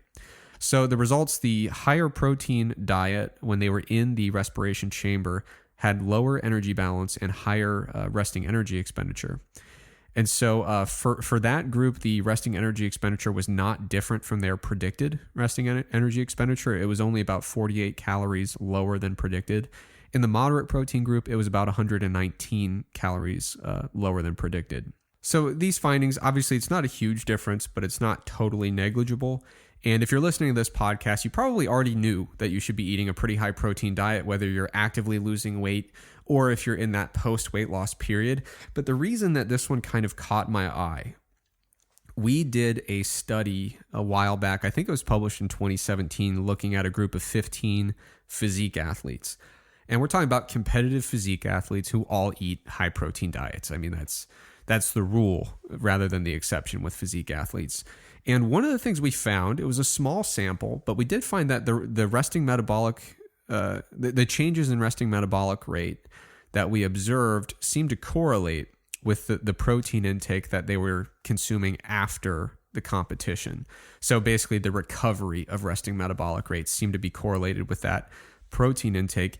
Initially, I didn't look too far into it because I was like, hey, it's a small sample, correlations happen, but it's still interesting enough to report. And this is kind of the same type of thing where I'm leaning more and more as I see studies looking at different macronutrient combinations in the post-weight loss period. I'm leaning more and more toward really prioritizing protein, and in some cases, even increasing it beyond what it was in the diet, at least in the short term. Especially people who are hoping to maintain some degree of leanness. So, I'm not really into the idea of after you compete, staying shredded for like the rest of your life or as long as you can until you crack.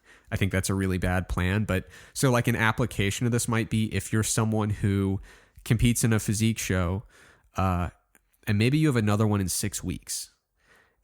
I don't know if I've ever heard anyone talk about this or write about it, but that's the worst thing in the world. So when you are, at least from my experience, prepping for shows is easy, but when you are just trying to stay in the best shape of your life and not actually get better or worse for 6 weeks, it's so hard to motivate yourself to stay in that kind of shape. I mean, it's brutal. So some people take that approach where they're like, oh, well, we'll like reverse out of it and hit a show on the tail end or something like that. Like, increase calories. Maybe we show up a little bit fuller. But I think one of the benefits of that approach is just giving your mind something to focus on. So like, oh, hey, look, we're doing this new reverse diet thing. It's a thing we're doing now, rather than just like getting in shape and saying, okay, do the same thing for the next 6 weeks and try not to hate it, because you're going to hate it in my experience. But I do think there's something interesting about it. And I mean, the mechanisms that the authors put forward are kind of the standard ones you see. So maybe it's the increased satiety, maybe it's the increased thermic of feeding, maybe some combination within those. But it does seem to have some particular utility when it comes to the maintenance of weight loss. Maybe particularly if it's like a short stretch of time where you're a physique athlete and you're really trying to hold on to it. Maybe you do a competition and you've got a photo shoot 4 weeks after, something like that. I do think there's something to this strategy. I don't expect that it's going to be a complete game changer.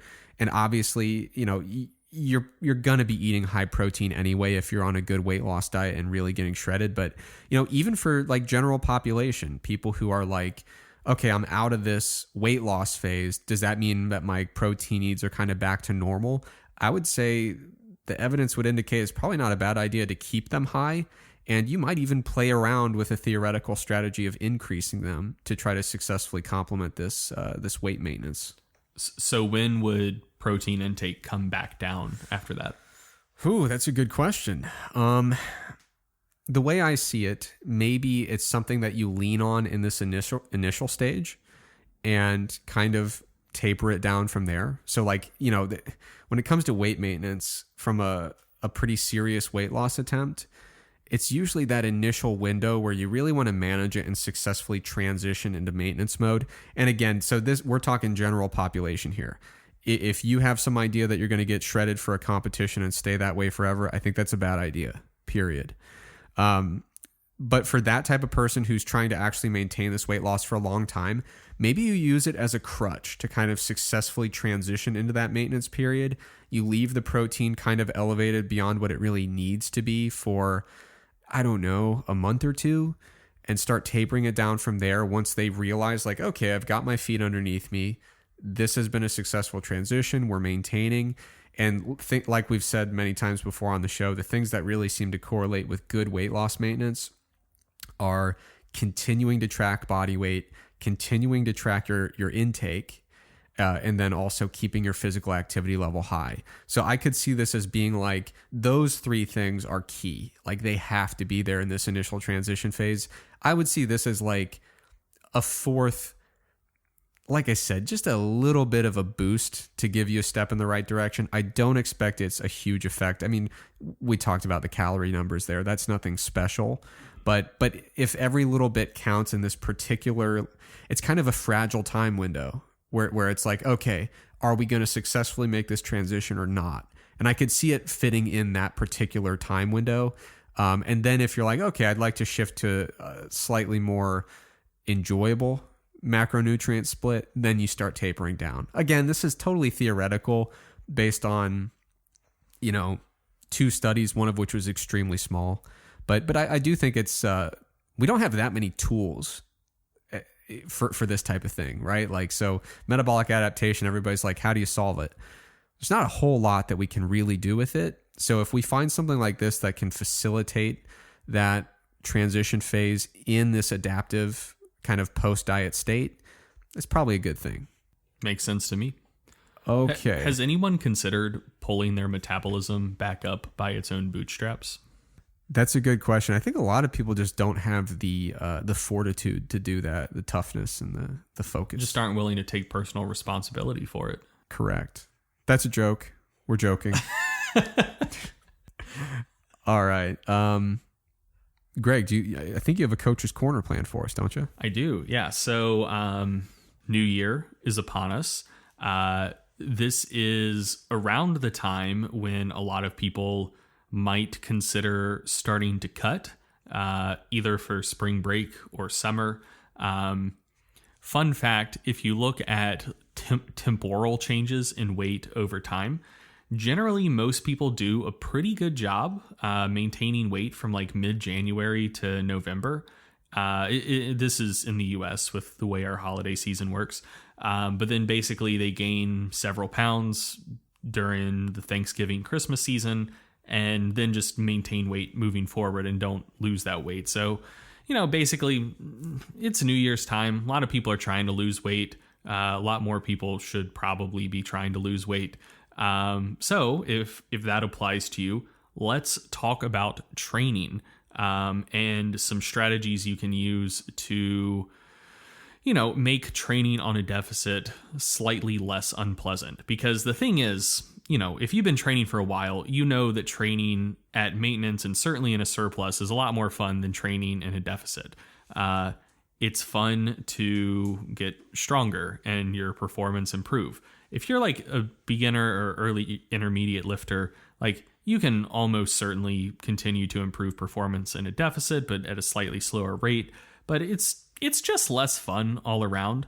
And I know that has like foiled prior weight loss attempts for me, if I'm being completely honest, because I'm a powerlifter. I'm focused on performance.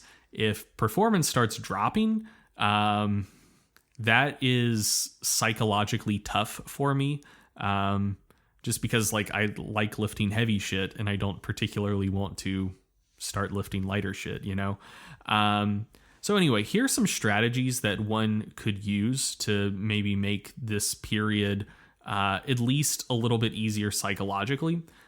Because ultimately with a cut, if you're trying to possibly increase, but realistically just maintain the amount of muscle you have. And for that, as long as you keep training, things are probably going to be pretty fine. All of the research we have looking at people who are training in a deficit basically finds that until people are getting like super, super lean, they're able to maintain muscle mass just fine. So, I mean, realistically, as long as you're still getting in the gym and training hard, things will be okay. And so really you need to be more focused on like, how can you train in a manner that you won't lose your motivation, if performance starts dropping. And so here are just a couple simple things you can do.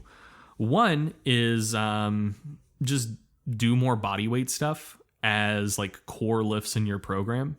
So, if you're mostly focused on squat, bench, deadlift, when you're cutting, maybe you could put a little bit more focus on exercises like dips and pull-ups, simply because, like, one, if you don't put a lot of focus on them in your program, generally, you're probably going to be able to make some gains fairly quickly just as you get better at the movements and get used to them.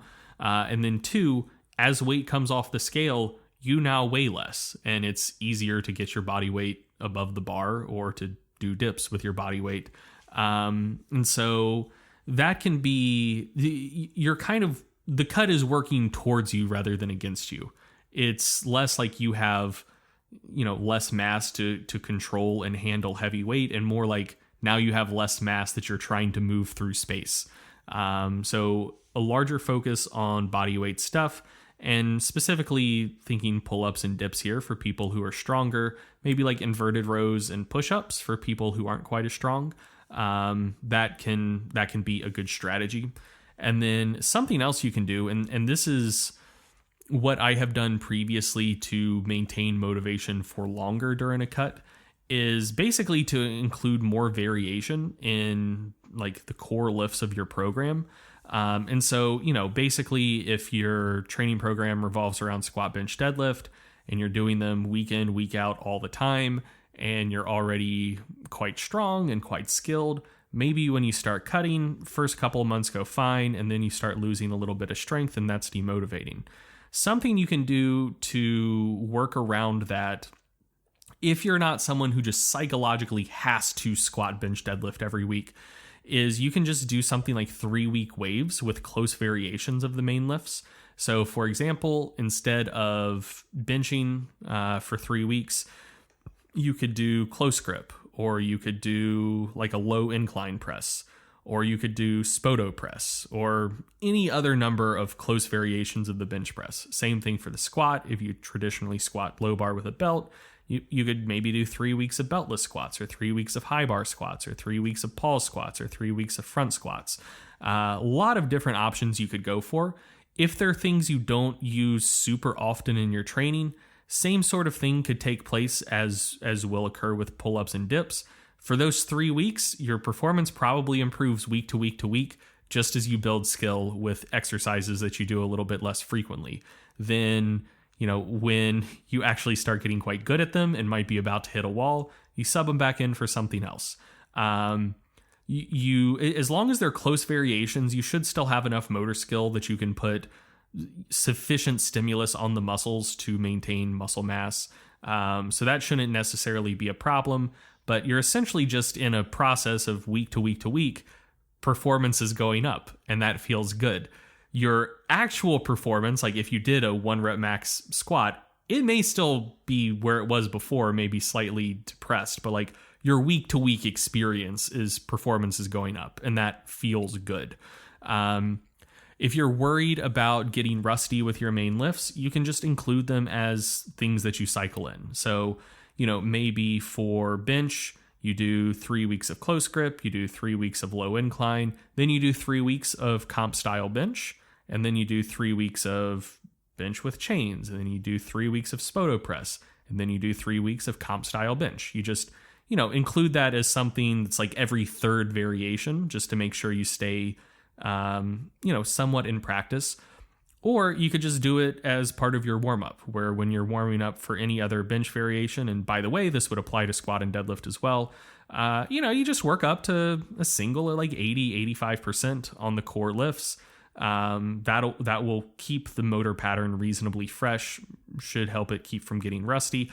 I don't think you need to do that, but if that's something that you think would stress you out, you can keep the main lifts in your program in some way, shape, or form instead of completely neglecting them for several months at a time. And then I also think this can make things more fun at the end of a cut as well, because especially if your core lifts get a little rusty, they might be like artificially depressed a bit at the end of your cut. And so then when you transition back into maintenance or a slight surplus, you get pretty rapid strength gains on the core lifts you care about the most, just as you get back in practice. And that's fun as well. So basically, like, different people are wired differently. I think that, I don't know, I think that like more hypertrophy focused people care less about performance, and as long as their physique looks good and maybe they can still get a pump, it matters a little bit less if performance is going down in the gym. But for strength athletes, performance going down on a cut just can be super demotivating. So using some of these strategies, you should like be able to improve absolute performance in body weight exercises, like, say number of reps you can do with body weight. Just as your body weight goes down, that's working in your favor. And by cycling in more lifts, your week to week, day to day performance is that, my performance is improving. I can do more reps. I can do more weight week to week to week. And that's fun. That feels good. And you should still be able to keep inducing an adequate stimulus to maintain your muscle. And so ultimately it's accomplishing what you want it to. So yeah, you don't have to do that, but those are some things I would generally recommend, especially if you've tried to cut before and you found yourself aborting it because, you did lose motivation as performance started taking a hit. You can use some of these strategies, and it may make the process a little bit psychologically easier for you. I really like that. Those are some good tips. I think a lot of people just they reserve themselves to the idea like, well, I'm going to cut. This is going to suck. I don't think a lot of people think about proactive strategies of like, how do we manage that? That's really nice. I like those tips. So to play us out, we've got two things. The first one's from me, the second from Greg. I'm going to be brief with mine. So mine's we're going to grab a piece of feedback out of the mailbag here. So somebody messaged Greg with this. Do you remember who sent this? Well, I don't know if they want their name shared though. Because with the Q&A, it's implied, but I don't remember anyways. Yeah. Anyway, you know who you are, and we appreciate it. But basically, we talked several episodes back about a big meta-analysis where they looked at recommendations pertaining to the intake of red meat and processed meat, and their general conclusion was like, you can kind of just keep doing what you're doing, right? And it caused a bit of a stir because red meat and processed meat tend to be very much vilified in the nutrition world. So a lot of people were annoyed by the conclusions of the paper. As we talked about in our segment, if you look deeper into the paper, really what they said was like, my interpretation of their work was like, yeah, it's probably a good idea to keep your intake of processed meats and fatty red meats, within the low to moderate range. But realistically, people kind of hate doing it. And if that's the only diet change you're making, it's probably not going to completely revolutionize your health. So like, I think a lot of people saw the headlines and thought, wow, these guys just took a really irresponsible shot at everything we know about nutrition. And I really don't think their paper lived up to that hype, in a good way, actually. This is a case where you don't want to live up to that hype. But in any case, so someone sent us an article about the journal recently issued a correction. In the original paper, there was a big long list of conflicts of interest, and we noted in the show it even went so far as like, how often do you eat red meat and stuff like that. But the it was a thorough conflict of interest reporting section. Correct, yeah, which I believe is kind of part of this grade approach that they took. But in any case, the journal issued a correction that the lead author failed to disclose. I think it was one funding source that they should have disclosed. I think it was one, maybe two.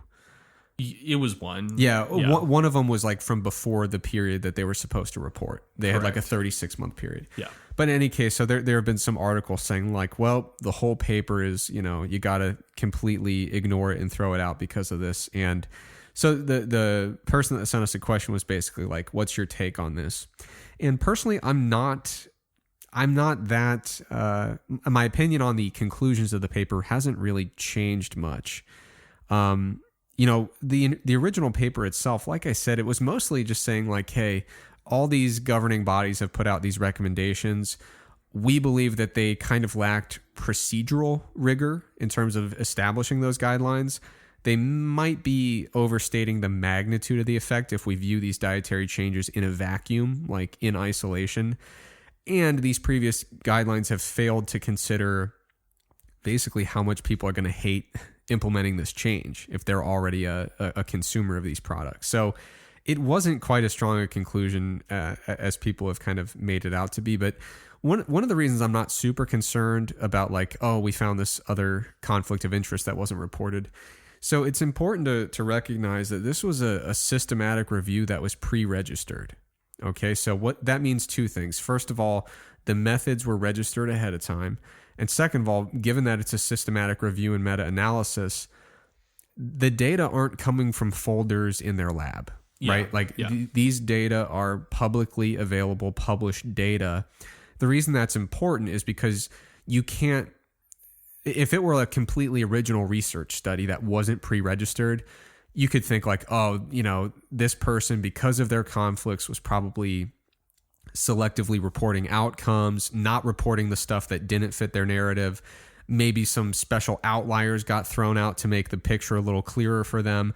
You could have concerns about some of these things, but the fact that it's a meta-analysis means the analysis has to be perfectly capable of being replicated. We all have access to all of the data, everyone listening to this. So you can't really be super concerned that they did something weird fudging numbers because it can all be replicated. And the fact that they pre-registered it, if there was a bias, which as I'm going to cover in a minute, I don't think I think it's pretty unlikely. But if there was, basically the biggest ramification it could have on this type of research endeavor would be that before they started it, they basically stacked the deck and took an approach that they thought would favor a particular finding. I'm really not that concerned about this conflict of interest in that context. Another thing is that the funding that was not disclosed, which has now been corrected to disclose. This was the part that floored me, that they made such a big deal about this. Yeah, so it was funded, and this is my understanding of just looking at a few articles on it. If I'm off base here, please do reach out. Let us know if we're mischaracterizing the scenario in any way. But this is a snarky joke. Like most people that report on health science articles, I haven't done a significant amount of digging. it's just insane. But anyway, that's a different thing. So it was the Texas A&M AgriLife Research. That was this funding mechanism that he had to report. And so the idea is that this AgriLife Research thing is affiliated with Texas A&M University. It's like a university-directed program that receives partial funding from the beef industry. So that, like, the narrative, if you want to take a really alarmist interpretation, is, oh, this author is totally in the pocket of the big beef industry. But if you go to the website for this Texas A&M AgriLife Research, if you go to their webpage, you see pictures of like fruits and vegetables and cotton fields and wheat and corn. Like it does seem to be like a pretty general big fund for agriculture related research. It's not like you go to the homepage and it's just like 9 kinds of steaks and it's just pure beef. I mean, so of course they're going to receive funding from beef. They're going to receive funding from... Which honestly seems slightly off brand for Texas A&M. I know. I think it's either Texas A&M or Texas Tech has like a highly ranked meat tasting club. What? Yeah, where like it's competitive meat tasting, where they like taste beef and like I don't really understand how it works. Someone from Texas told me about it. I was trust. it Jake? Yes. Now I see why he's trying to get back there. Exactly. Yeah. So in any case, like it doesn't look nearly as bad as some of the initial gut reactions would be. It's possible, like, I don't know the ins and outs of this funding thing. Maybe there was like a sub grant from this funding mechanism that was specifically like sponsored by the beef industry, in which case, yeah, you probably ought to report that. But in any case, like the idea that this guy is like paying his home mortgage based on his affiliations with beef, it's just off base. And here's something I found that's funny. If you wanted to be like, oh, this guy, the lead author, his name is Johnston. This idea that he's just out there as a mercenary for the food industry promoting fat and sugar, because they did talk in the article about his sugar work as well, being like too complementary to sugar or too linked to sugar-backed funding sources. So this is a paper where he was the senior author. Like, senior author has sway on a paper. He was the last author listed. It's called The Influence of Unhealthy Food and Beverage Marketing on Children's Dietary Intake and Preference, a systematic review and meta-analysis of randomized trials.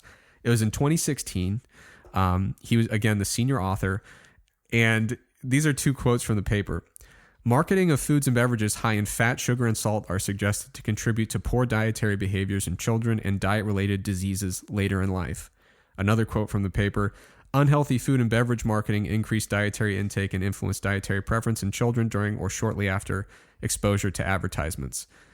This does not sound like somebody who's willing to sell his soul for the big food industry. I mean, it was like right off the bat, fat, sugar, salt, disease, bad marketing, shame on you. Like, I just don't see this being a particularly compelling narrative that this paper was like shady. Well, I mean, maybe that was when he was in the pocket of big anti-marketing. Maybe. Yeah. So that's my take on it. I really do think this is the type of thing. I mean, these new, like, people in this area of research, they get grants all over the place because that's how it works. Like, they're just getting grant after grant after grant. We're asking him to kind of know exactly how much beef money goes into this agriculture fund from which he got a grant. I just think it's a whole bunch of noise, not really that compelling. Yeah, I mean, one of the things you said, which I thought was rather apt when we were discussing this a few days ago, was the people who actually gave the grant was the Texas Tech AgriLife Research people. That is a grant agency associated with a university giving out money. That would be like, and this is the example you gave, like UNC gets a lot of funding from like big pharma. And so it would be like getting a departmental grant to study, like, I don't know, whatever the fuck it is, doesn't really matter. And then people saying like, well, UNC gets a lot of money from GlaxoSmithKline, therefore, like, you are necessarily promoting big pharma. Right. Like, the added layer of it going through the university before it goes out to the researcher, I think makes a considerable difference here. Yeah, and like I said, it's possible that it was a specific sub-grant that was beef-focused or something like that, but that still is passing through an entity that apparently is on the up and up and directly associated by name with the university. Yeah, So I just don't see this as being nearly as ominous as it would look at first glance. And I would say, honestly, the most important thing is it's a pre-registered meta-analysis. Like, I don't know where you think the thumb is on the scale that's skewing this thing. It's pretty transparent. Yeah, I mean, you know? if you want to say something about it, like, see if you think the inclusion criteria for studies was too lax or whatnot. Like, if this is an area of research you specialize in, and you know that, like, oh, looking at these inclusion criteria, this one inclusion or exclusion criteria is somewhat sketchy. If they wouldn't have included that, they would have included these 5 other studies in this meta-analysis that would paint a very different overall picture. Like, that would be an incredibly legitimate critique. Sure. And I don't follow this area of research closely enough to know if that is a thing or not. But that is what you would want to critique if you're critiquing a pre-registered meta-analysis. That, or they fuck their stats up. Right. Which, like you said, you can pull up these papers, extract the data, and recreate the meta. So, like, if that was the problem, people who are freaking out about the funding source, I'm sure they've already tried to do that. Like, that would be the first place I'd go if I was trying to attack a meta. And second place I'd go is inclusion criteria. And so when people aren't actually critiquing the science that was done and just jump straight to funding source, especially like you said, in a meta-analysis, not a prospective study, then it feels to me like they're grasping at straws. Yeah. And there were some criticisms, like we talked about the first time with this paper, where people said, I think these inclusion criteria weren't very good. I think, this is me quoting these hypothetical people, people thought that the inclusion criteria weren't great. People also thought that the grade approach that they took is not super appropriate for this type of literature, because it does basically say, like, if you're not an RCT, you're not that, it's low quality evidence, right? And so for this body of literature, you knew going into it, yeah, a lot of the stuff is going to be called low quality. So those are valid complaints. But what were the issues with inclusion criteria, if you remember? So what happened was everyone who sells a super plant-based book, or the people who wrote these guidelines that he's saying are a little bit too enthusiastic, they all kind of went at it and said, like, well, this inclusion criteria, exclusion criteria prevented you from including this paper, which we think is a really good paper. It was that kind of stuff. So that's one of the reasons why it wasn't systematic critique. It was more just, you didn't include 1 or 2 papers that I personally like. I mean, there were people who were like, oh, this thing is a mess. It's a disaster. And it's the people who really like advocating for, this is stuff we see with all sorts of papers, right? Like, there's 2 camps, and they're going to go through it and say all the inclusion and exclusion criteria are terrible. But it's people who are very transparently biased, accusing other people of bias. Correct. But I mean, the thing is, this is not an area of literature I care that much about, which is why I didn't like dive in and say, oh no, here's what the criteria should be or shouldn't be. Like, my take on it, which again remains unchanged, is like, yeah, it's a safe bet to like keep your processed and fatty red meat intake within like low to moderate ranges. This paper acknowledged that most people don't want to do that, which seems like a safe bet. So like, yeah, I think it's generally advisable, but I mean, if you have a generally trash diet and your main thing that you do is, I went from a very highly processed meat to a slightly less processed meat with similar macronutrient composition, like, that's probably not going to affect your long-term health outcomes that much. Like, I think the main premise of the paper is like, it's probably a good idea, but most people don't want to do it. If you do it, they even mentioned in the paper, like, yeah, there's probably some potential upside there, which I think is true. Yeah. Like, if your main goal is to live as long as humanly possible with the longest health span, yeah, don't eat a ton of fatty red meat, and I'd say limit your processed meat intake as much as you're willing to do. Yeah. Like, and I don't think this paper really changed that much. So that's one of the reasons, like, my take on the paper was never like, oh, wow, the tables have turned. Now we should all be eating a ton of processed meat. That's why it's like, does this change your interpretation of the paper? Nah, like, you probably ought to. Like, if you want to have a really nice, super healthy diet, like, eat a bunch of plants, enough protein, and you're going to be good. I agree. All right. So, but I do want to mention, we really appreciate the listener sending that question. It was an interesting little series of articles reading through and trying to figure out what was going on there. I still think, one of the things I said back in the day, this kind of brings it full circle. David Katz has a phrase he uses a lot with nutrition, which is like, yeah, we don't have all the answers, but his phrase is like, let's use what we know. Mm-hmm. And so I do think, like, if you're going to tell me, hey, Eric, I'm going to replace a lot of my processed meat intake with fibrous vegetables, that's a good move. Yeah. If anyone tells you that's not a good move, that's insane. But the reason it comes full circle is Katz he advocates a lot of plant-based diet stuff and was actually one of the people interviewed in Game Changers. So we are full circle. All right, now, Greg, on a lighter note, let's talk some cooking tips to play us out. Yeah, so last thing I talked about was how to make it maybe slightly easier to cut. Now let's talk about how to make it much, much harder to cut.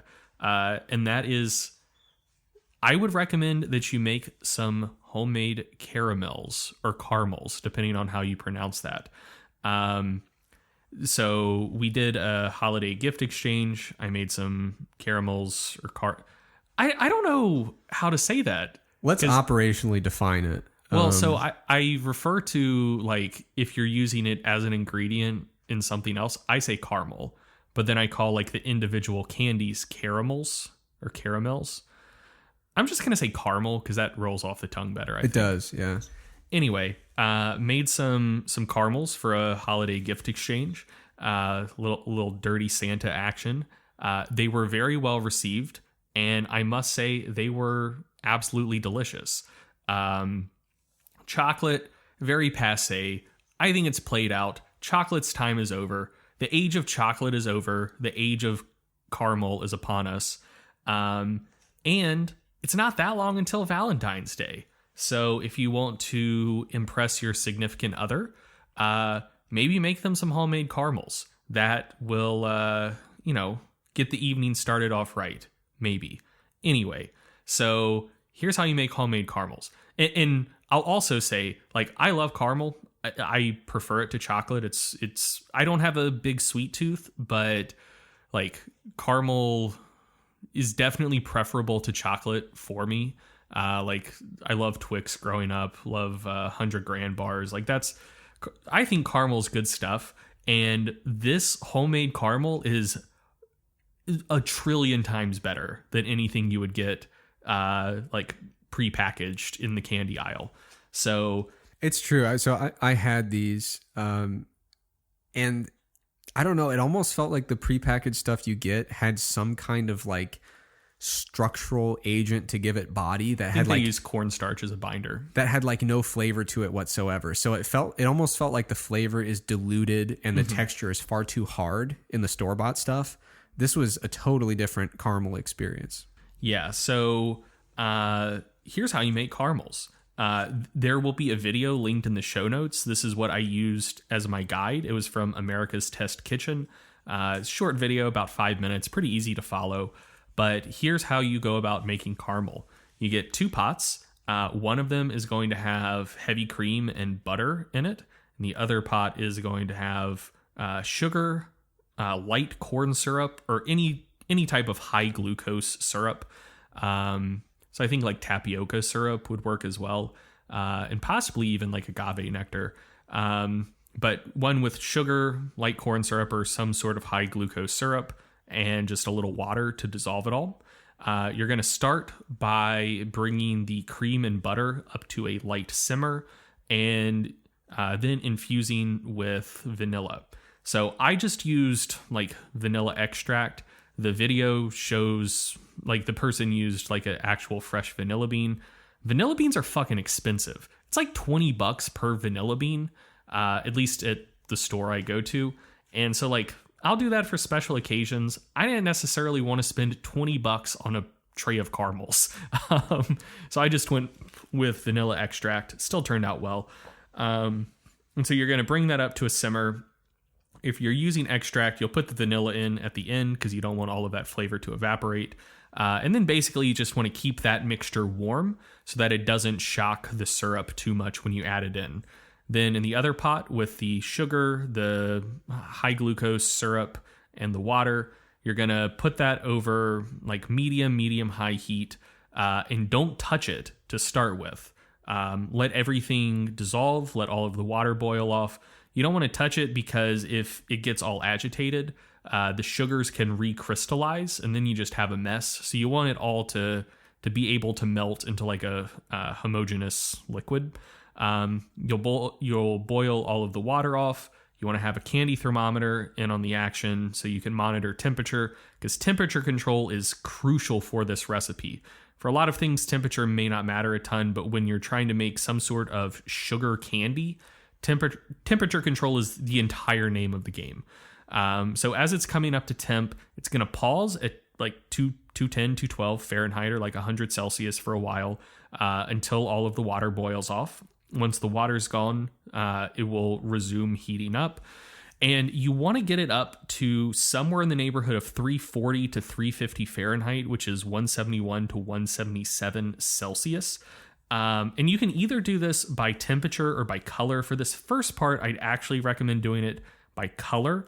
You want to have the thermometer in to know when the temp is getting close. But basically, if you let like the sugar syrup will change from clear to like kind of yellowish, amberish to kind of more like deeper and darker red. And basically, the further you go, the more and more intense the flavor will get and the more bitter it will get. That's one of the things I like about homemade caramel. Like store-bought stuff, it's one note. It's only sweet. It's sweet and kind of caramely, but it's one note and it's boring. When you make homemade caramel, it's going to have some bitter notes from like the actually like burnt and roasted sugar. It gives a really nice flavor contrast. And basically, if you get it up to like 340 or 171 Celsius, it's not going to have much bitterness and it's going to be a lighter color. If you let it get darker, it's going to have a more intense flavor, a little more bitterness, and like a darker color. You don't want to let it get above 350 or 177. I believe sugar starts burning at like 352 or 178. So like if you get up to 350, you have to watch it really, really closely because going from perfectly roasted intense caramel to burnt sugar is a very, very fine line. And as you get closer, like once you get up to like 330, I would recommend, or 330 / like 165 Celsius, I'd recommend turning the temperature down to like low, medium low, so that like the final 10 degrees Fahrenheit comes up at a much slower rate so you have more control over it. So basically, get that to the color and temperature you want it. And then you want to add in the cream and butter mixture back into the very hot sugar syrup. Be incredibly careful. So, like the sugar syrup is 350 and it's a liquid, so it's going to have a very, very high specific heat and transfer heat incredibly well.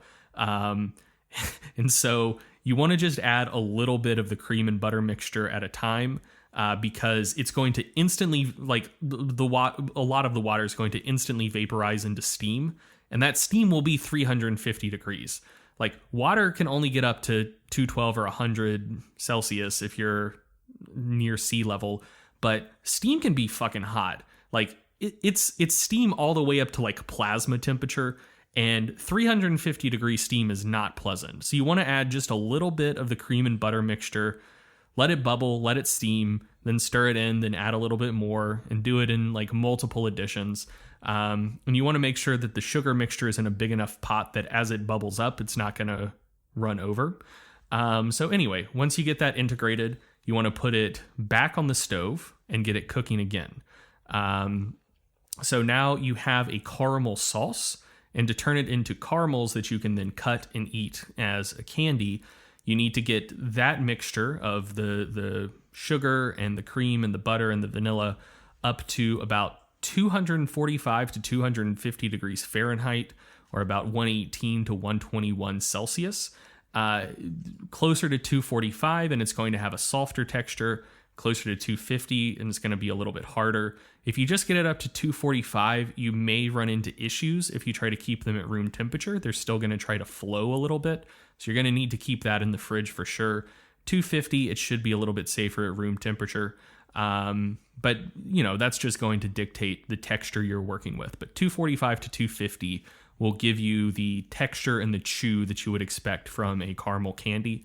And then once you reach that, you pull it off the heat, you pour it into a pan lined with parchment paper and sprayed with cooking spray so it doesn't stick too bad. Let it cool a little bit at room temp. Once it's getting close to room temp, pop it in the fridge. After a couple hours in the fridge, it should be firmed up, and you can go ahead and cut it and eat it. Might want to top it with sea salt. I'd highly recommend you do so. And I gotta tell you, Trex just verified this for you. You can ask any of our friends.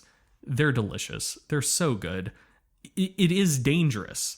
Of the various things one could do in the kitchen, I would say like deep frying things in really hot oil is probably the most dangerous thing.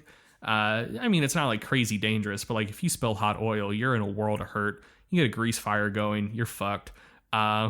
So that's kind of, it's dangerous if you don't know what you're doing. Making caramels isn't like that. But it is, it's more dangerous than most things one would do in the kitchen. So you need to be careful with it. But as long as you watch out for that steam and make sure you don't spill it, you'll be fine. And do not try the caramel until it's cooled all the way down. Like, it'll look like, once it stops steaming, like once all of the water's gone, it'll look like it's not that hot. Because, if like smoke or steam isn't rising off of stuff, you just automatically make the connection of like, oh, this can't be that hot. But it's fucking hot. And like I said, it's a liquid. It's going to transfer heat incredibly well. It's easy to burn yourself. So just be careful if you do this, and you should be fine. Couple variations you can do with this is one, if you want to make caramel syrup instead of making caramel candies, you follow the first part of the process exactly the same. You get milk and butter, you get vanilla, you get the sugar syrup, sugar and water. You bring that up to 340, 350, get it to the level of caramelization you want. You add the cream and butter into the sugar, but then you just don't cook it after that. You get it well integrated, you stir it up well, you let it cool. You aren't driving water off, and you're not changing the structure of it again by heating it back up. So it's going to have more water in it. It's going to behave as a syrup. And that is a delightful ice cream topping. That was my first introduction to caramel making, actually. Made some caramel syrup for ice cream last year. It is very good. So I'd strongly recommend trying that as well if you like ice cream.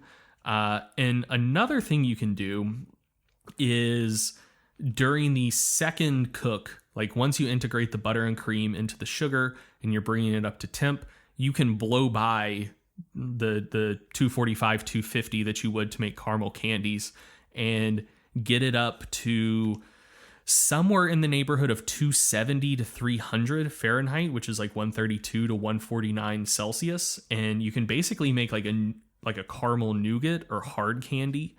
Like 270 would be more nougaty, like 270/132 would be more nougaty.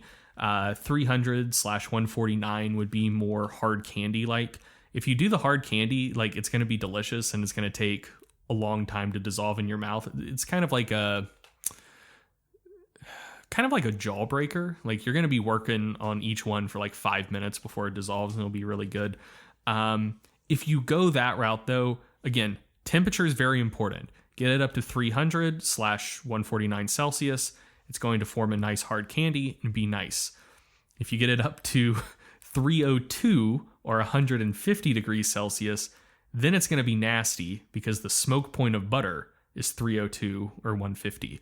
And if you get butter above its smoke point, it's just going to impart even more of a bitter flavor and might be unpleasant. So temperature control is really important there. But if you go this route, if you make caramels, which I'd strongly recommend you do so, just go with like the basic candy version first. It's really, really good. I've talked about this too long, but my God, they're delicious, and I love caramel. They're very good. One of these days, have you talked about sourdough on the show yet? So I'm going to. Okay, yeah, I was going to say one of these days we have to, because it sounds like you perfected your recipe. Dude, you need to try a slice when we go back down. I will. So yeah, I've been getting more into baking, and once I felt like I had a really good handle on like commercially yeasted doughs, I've been getting more into sourdough. I've tried it before, and my prior experiences didn't go well. This time around, it's going quite well. I've made quite a few really good loaves. The issue I had is I really, really like an intense sourdough flavor. And the loaves coming out before tasted good, but like pretty mild. I finally got the sourness on point. Since your starter's kind of a living substance and not as predictable as commercial yeast, I want to get in like 3 straight really good loaves before I feel like I've mastered it enough to talk about it on the podcast. But that's coming one of these days. Definitely. Awesome. Well, that does it for the first episode of season 2 of the podcast. We are going to be back in 2 weeks. So, little trick for everybody. If you listen to half this week and half the next week, then you'll be ready to go when the next episode's out. Well, if they're listening to this recommendation, they've already made it all the way through. That's a very good point, Greg. That's an excellent point. Just for future reference. No, I think a lot of people probably listen to the last 30 seconds and then they go back. That's a normal way to listen to a podcast. I think that's how most people read books too. Yeah, you don't want any surprises. So yeah, that's how people should watch Game of Thrones.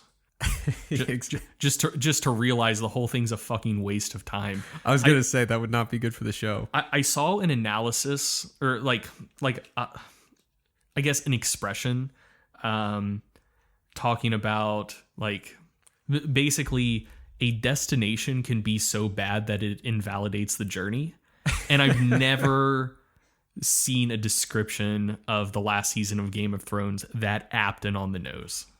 You know, I saw season 1 of a show called Money Heist, and I thought the whole thing was like really enjoyable, and the end was so bad. But I was like, you know what? I had a good time for about 98% of that. So I felt differently. I was like, oh, that was a wild ride that took me to a very bad place. But okay, that does it for this week's episode. As always, thank you for listening, and we will see you in 2 weeks. Thanks for listening to the Stronger by Science podcast. Now, Greg and I are not experts in medicine or health or really anything else for that matter. So before you make any changes to your diet and exercise habits, make sure you check with a doctor or another healthcare professional. If you enjoyed this podcast and you'd like to support it, visit strongerbyscience.com to check out the products and services that we offer. Thanks for listening, and we'll see you next time.